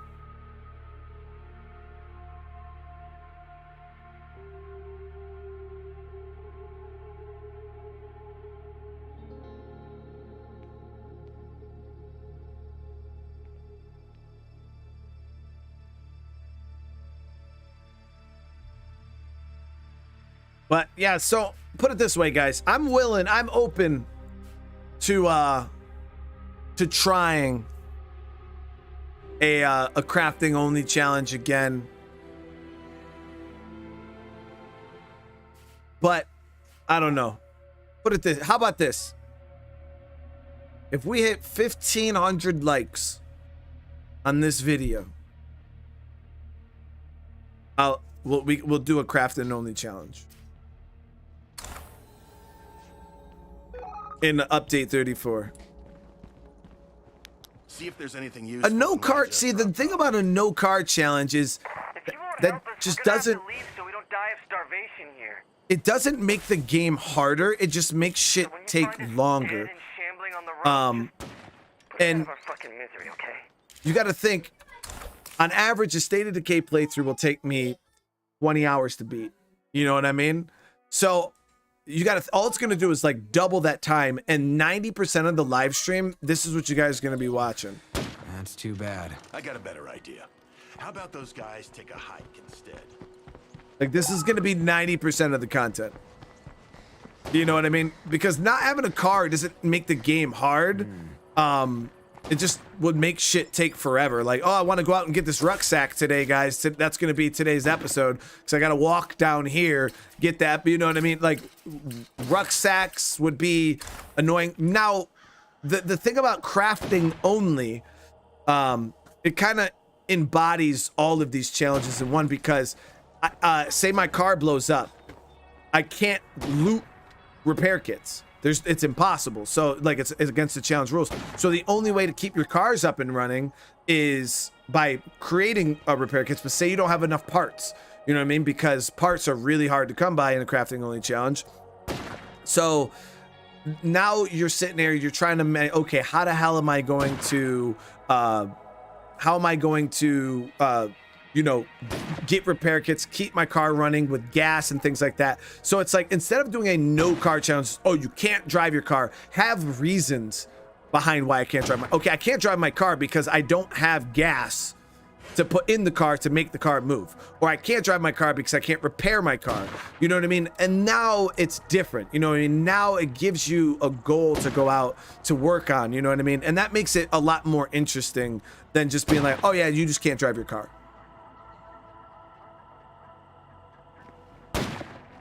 So I've already played Ghost Recon Breakpoint and watched the other one there, Wildlands, on the channel.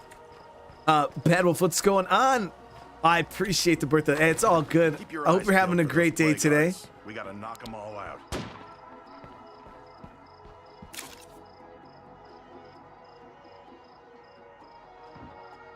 So Fiddler, that's the one thing that we try to figure out when it comes to the crafting only playthrough. Before we do the challenge, we have to come up with ground rules. Now, I forgot how I did it last time, so maybe somebody in chat can remind me.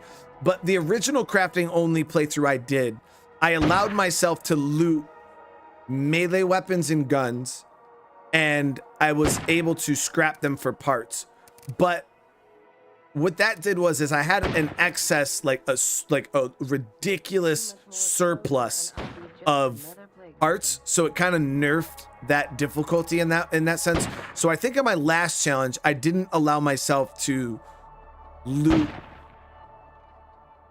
weapons and guns. I don't think.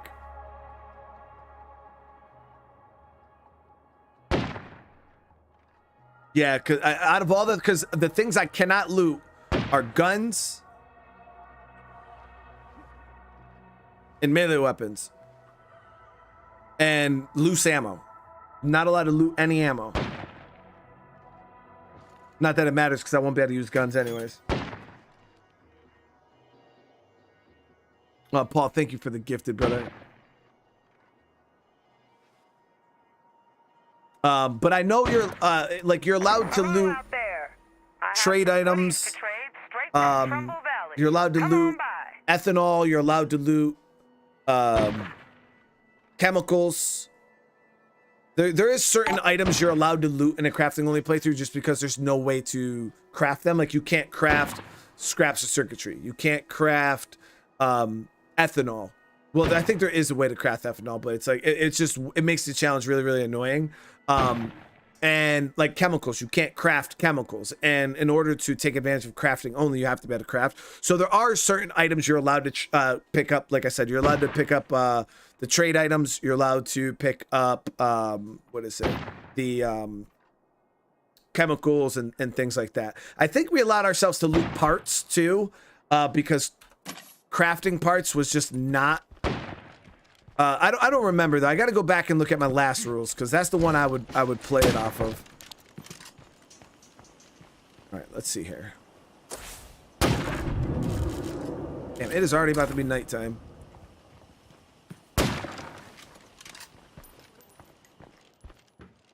So the game with only one survivor, the game is not designed for that style of play.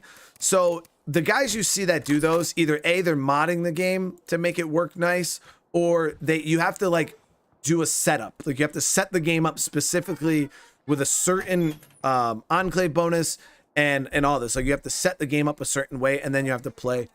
First pack. Ace one. Oh, is that good? So since the game isn't designed for that playstyle, it just takes a lot of setup. And then all it does is it would just turn the game into a speed run. Like what you just see me do earlier with that one survivor and clearing the play cards. Like, that's all I would do. You know what I mean? And if you guys just want to watch me run around and kill play cards, like, I don't need to do a solo survivor for that. You know what I mean? But then you can't build anything in base. You can't do anything. You know what I mean? You can't upgrade any facilities. You can't build. So it takes away what I enjoy about State of Decay, which is the building, the crafting, the community aspect. Like, a solo survivor challenge would just be like, what is it? What is it? You know, what do you even do? You just run around and kill play cards? You know what I mean? Like, to me, that's not fun. I just wouldn't enjoy it.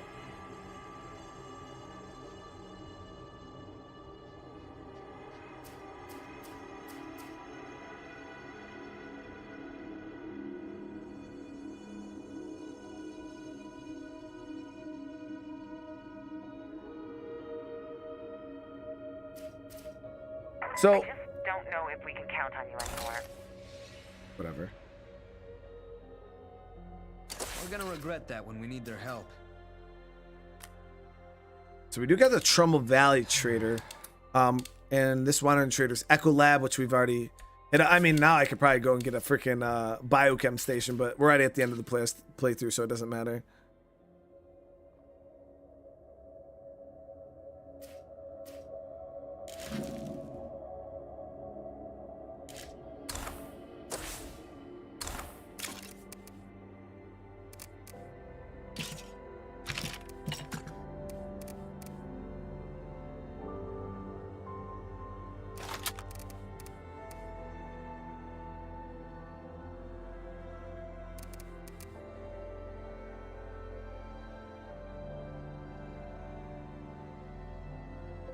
No, we'll use the gangland strand.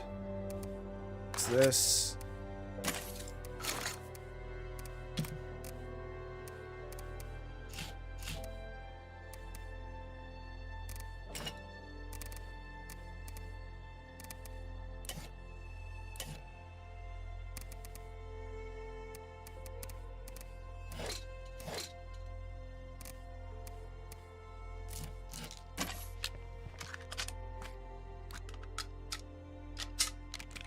This is my last mag. So in the crafting only playthrough, you are allowed to trade enclaves for rucksacks, but that's it. Like your main resource is that you loot for and you do anything within the crafting only playthrough is just the rucksacks. But I mean, if I were to do another crafting only playthrough, I might combo it with like no plague heart loot again, because I do enjoy that playstyle, but I don't know about that. That would be really tough. Like really tough. Because it's already like you're already struggling on lethal zone and crafting only, just due to the fact there's not a whole lot of rucksacks. So now if you take away the additional rucksacks from plague hearts, that'd be really, really rough.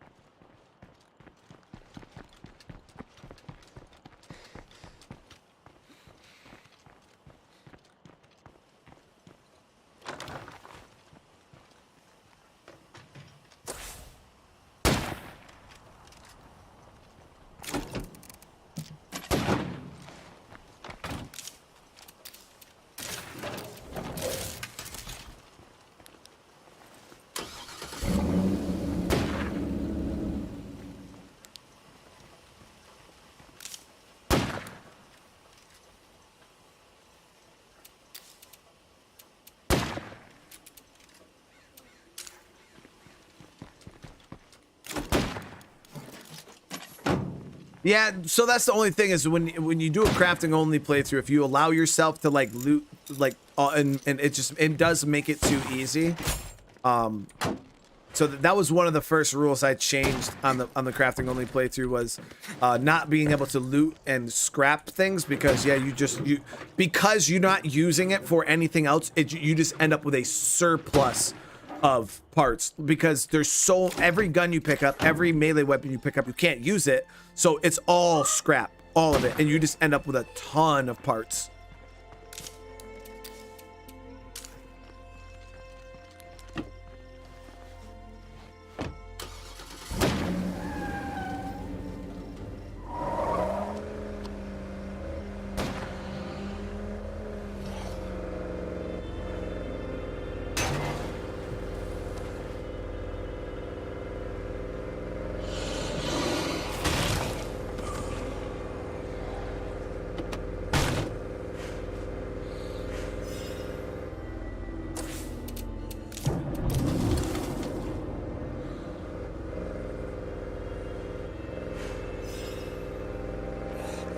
Help everyone challenge? What do you mean? Like you just like when Enclave missions pop up, you just gotta help them?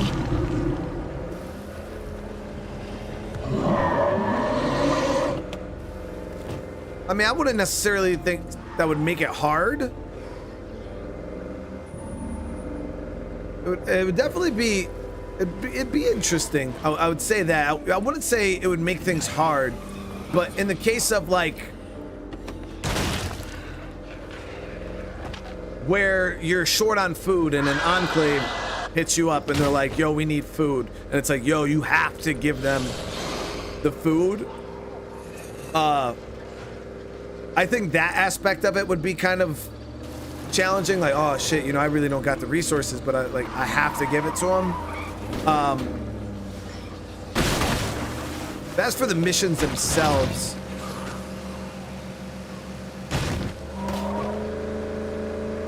You might benefit from it, honestly.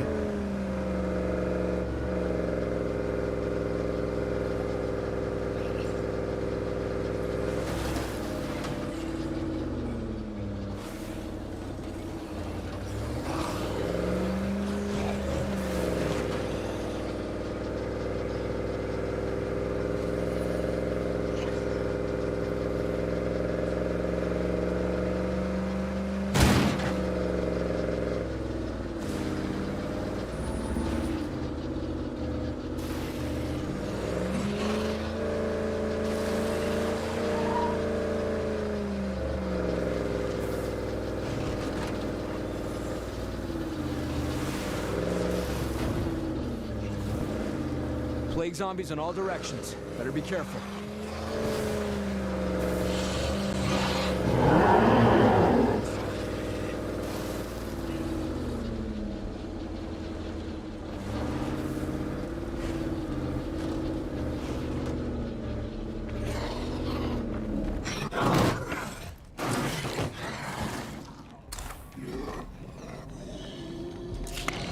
Okay, time for a close encounter.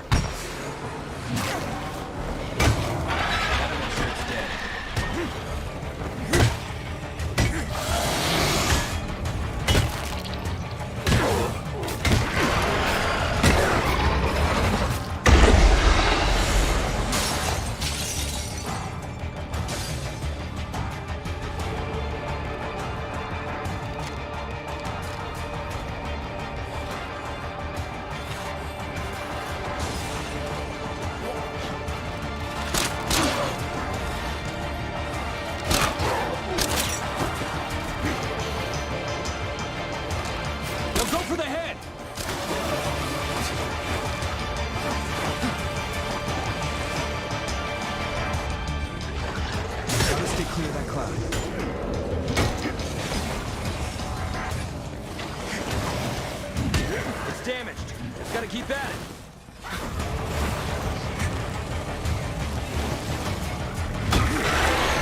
Can't keep this up. Fire in the hole! Now that worked great.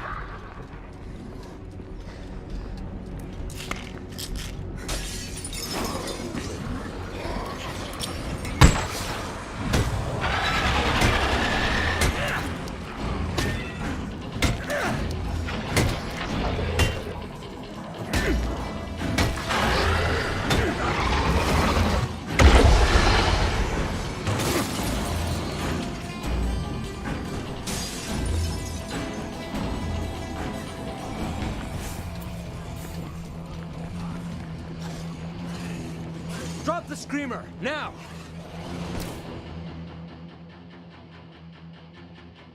Four. Take a look.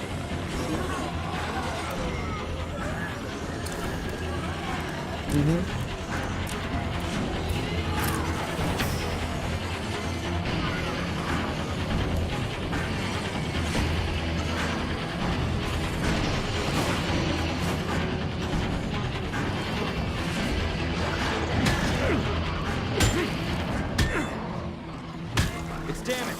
Just gotta keep at it.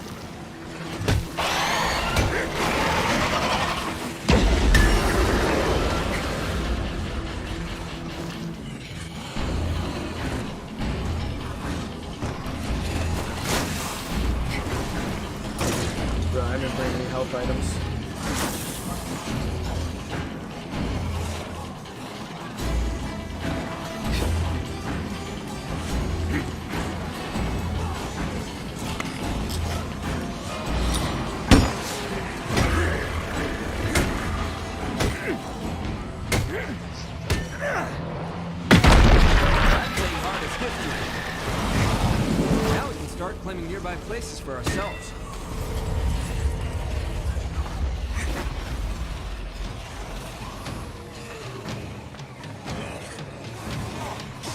So many zombies spawn at the We could just kill this. barrels just standing there. The town would be safe.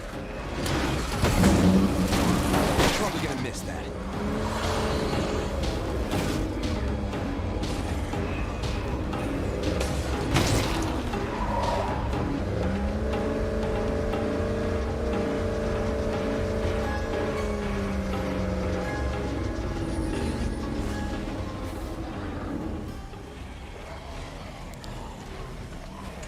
Finish this.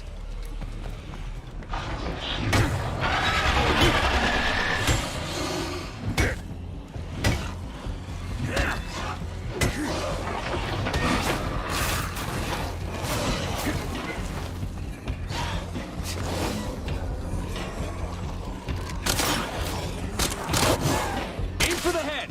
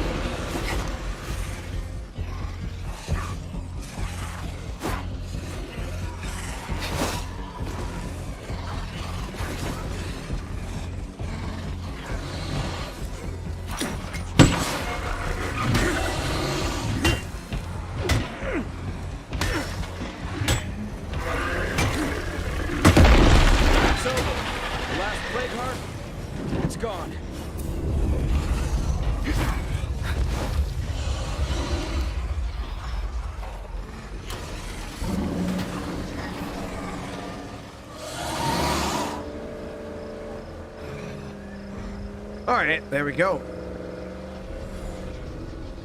Yeah, Rachel, so because somebody came in the other day, and I think it was John Bond, somebody came in the other day and said that Days Gone 2, like there was some news, and so I got super excited, and then when I went and watched the video though, it was not news at all. It was just some guy speculating based off of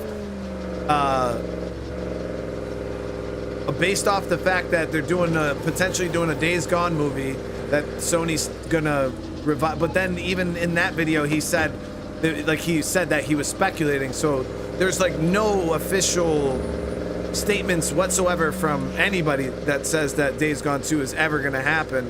It was just speculation from like one guy.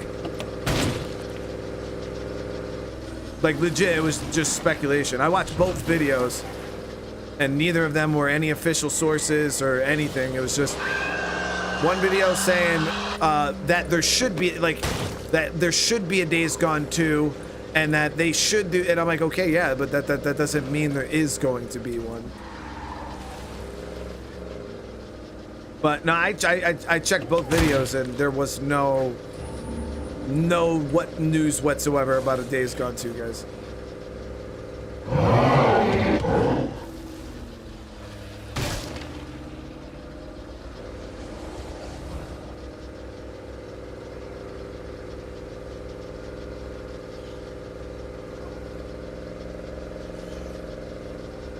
I know Ben Studios doesn't exist anymore. Like they legitimately like broke down Ben Studios.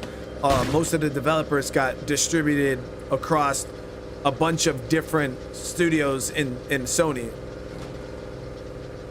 So Ben Studios doesn't even exist anymore. I'm pretty sure they've been gone for a while.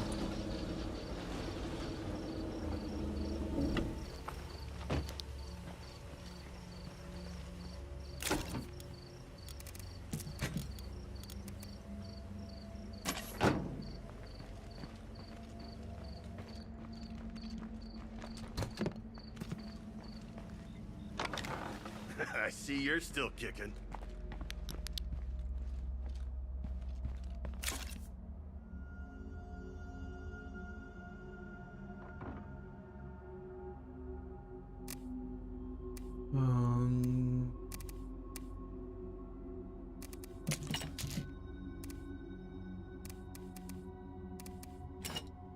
Almost out of those. Yeah, it's the problem with YouTube chat is clickbait is a hell of a thing. I mean, like, I understand the hustle. Like, you know, I'm not gonna sit here and knock people's video formats. Like, it is what it is. You know what I mean? It's what works for them. But clickbait is a powerful thing. Like, I like, if I wanted to, chat, I could make videos and get hundreds of thousands of views every single video, but I'm gonna be known as this scummy clickbait dude, you know what I mean, who just puts out a bunch of speculatory information.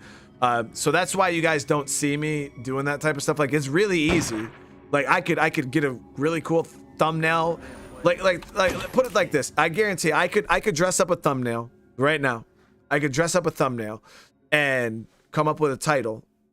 Go get some stupid ass clickbaity information that's pure speculation for State of Decay 3, and I could post that video on my channel and probably get 500,000 views. But I would never do that because it's, I don't know, I find it to be a very scummy way to do things, because, you know, like, yeah, you're gonna get a lot of views, but you're gonna piss off a lot of people, you know what I mean?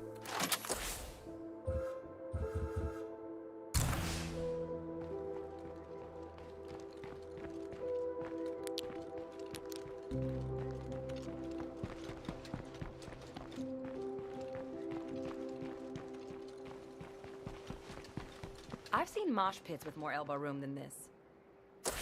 Okay, so now we got this done. Serve, take control of Henderson. Actually came really quick.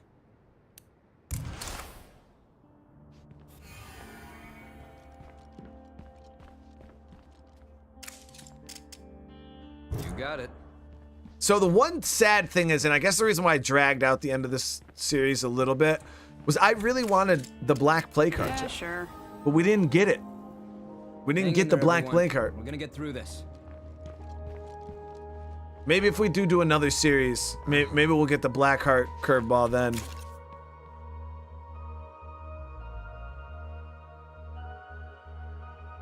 We never got it.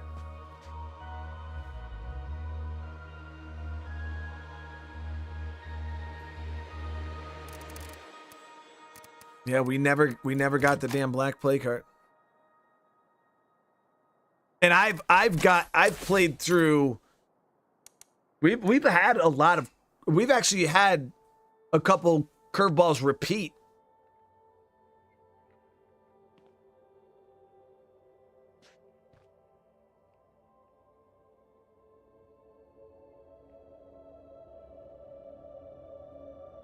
Yeah, I'm confused on what I didn't like. Does anybody know, like, what did I not do to get a black play card? Is there something that you have to do to trigger it? Was my morale too like I don't know. Has anybody played on lethal and got the black play card?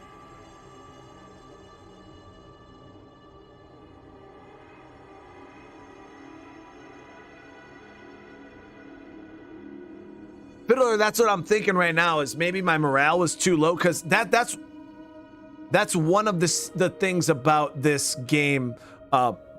The only thing about the curveball system I feel needs to change is the way it's set up right now is the lower your morale, the better your the curveballs are. Like, you get good curveballs if your morale is low, and then if your morale is really high, then you get bad curveballs.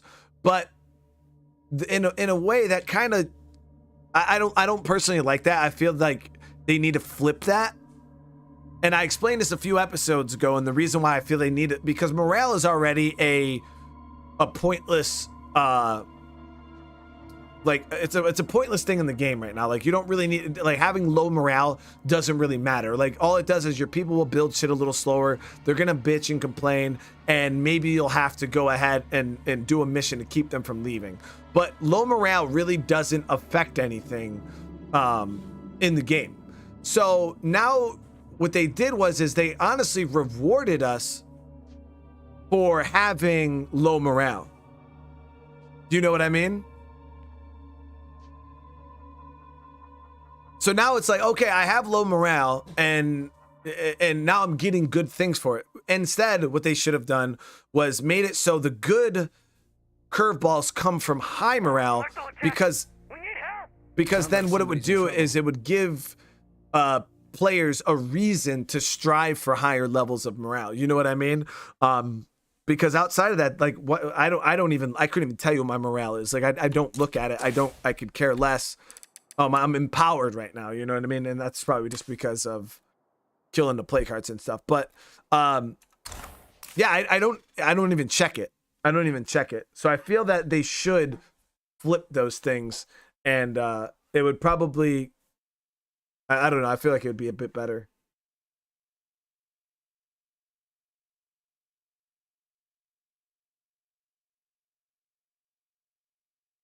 Yeah, they do waste resources, Sean, but it's such a low impact type of deal. You know what I mean? Like, it happens, but the thing is like, yeah, they waste resources, but then their morale skyrockets when they do it. So it's like Undead Labs was like, okay, yeah, you know, there's this punishment for having low morale. But you know, okay, we did just take your resources, but now look, your people are really, really happy after they did. So it's like, instead of it just being a negative, it's a negative, but then there's a positive to it. You know what I mean? It's like they never want to just have a negative, like, oh, this is bad. You know what I mean? It's like something bad happens, but then there's something good that comes out of it. You know what I mean? And that's what happens with the whole wasting resources. It's like, oh yeah, you know, I was depressed, so I went out for a drive and I wasted two base resources or fuel, but now my morale is absolutely skyrocketed by like 50. You know what I mean? So yeah, it's a little weird how that system works. It's not like a pure negative. 3 full playthroughs on Lethal and never seen it. Oh.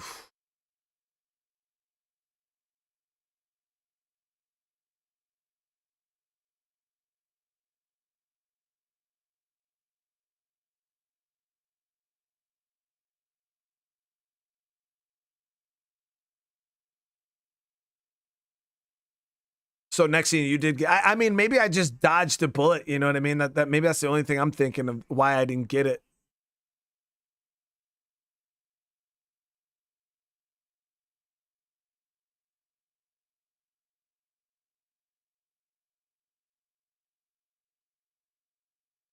It's actually good that it's rare because it's incredibly difficult.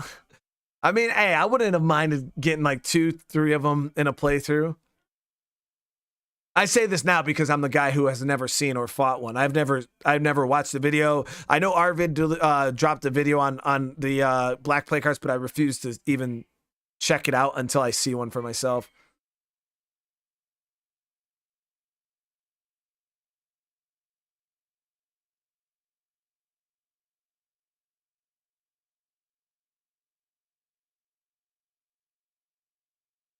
Yeah, so I mean, like I said, if I were to give Undead Labs any advice, but like I said, it's just me talking. I think that the morale system for the curveballs should be the exact opposite of what it is right now. You get good curveballs for good morale. You get bad curveballs for bad morale. Period. Because that just makes sense in my opinion. I think that's better game design. I feel like it pushes players to actually strive for something. But that's just my opinion. You know what I mean? I don't understand the reason for rewarding people for bad things and then punishing people for good things. It just seems weird. I don't know. Maybe somebody else in chat could explain why it makes sense. But to me, it just doesn't make sense. I mean, I get like not wanting to kick somebody while they're down, but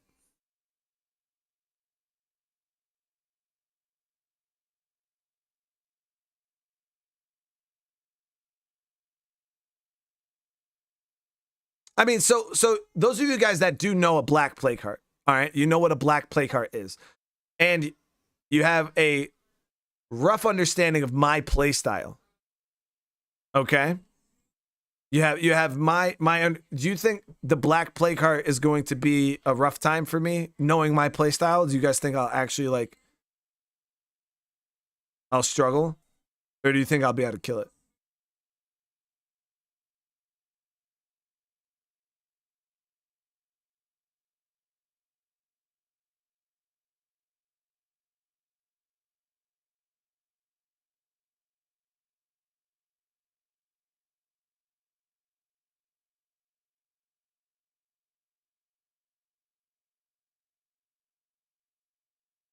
Anderson, what's up, brother? How you doing?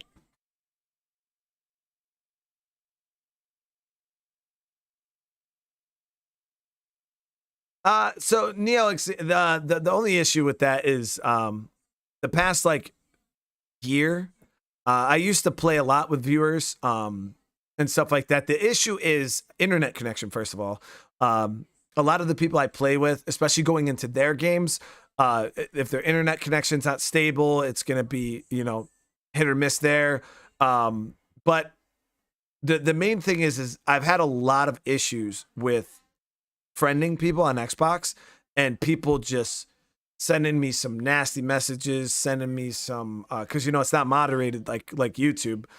People sending me nasty messages, people just spamming me with requests over and over. And you guys have probably seen it a couple of times on they'll just spam like 100 fucking like invites over and over and over and over and over and over and over and over again. And I just, so at that point I was like, yo, well, fuck it, dude. Eventually I'm just not gonna have any friends anymore. I'm just gonna start deleting people, obviously within reason. But yeah, people just, I guess you could just say some people ruin it for everybody else. You know what I mean? That's one of the most difficult things about once you become a bigger streamer, it's just almost impossible to avoid trolls. You know what I mean? Back when I was really, really small, nobody really knew who I was. It was easy for me to do a lot of multiplayer stuff because it was contained in a small group. But it's like now that I am more known, it's like I stream and boom, the trolls are like, yeah, let me take advantage of this. You know what I mean? Because just so many people are going to see it.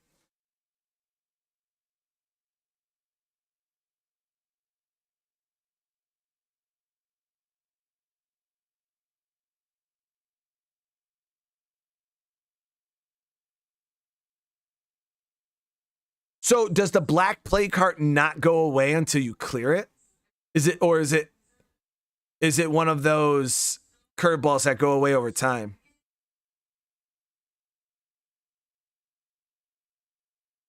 Inscription. I'm gonna have to. I've never even heard of that.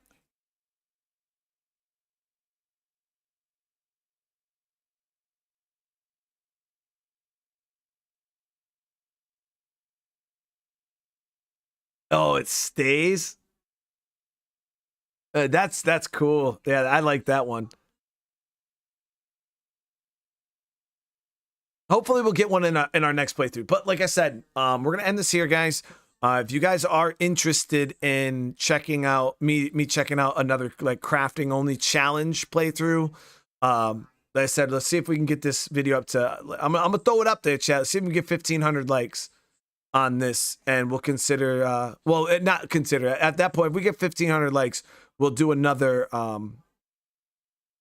We'll do another State of Decay series, and we'll do a crafting only, no plague heart loot challenge. Maybe I don't know about no plague heart loot, no plague heart rucks, or like I don't know.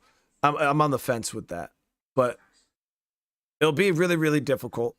I'm probably gonna lose again, but I think it'll be interesting, especially if I get one of those black plague hearts. That sounds like it's gonna be a great time. But thank you guys again. I really appreciate all the love, all the support. I'll be doing another stream here in a little bit. So if you guys have it on your way out, smash that like button. If you're new to the channel, consider subscribing. If I don't see you guys in the next stream, you have a great rest of your night. And yeah, for everybody else, see you in the next one. Peace.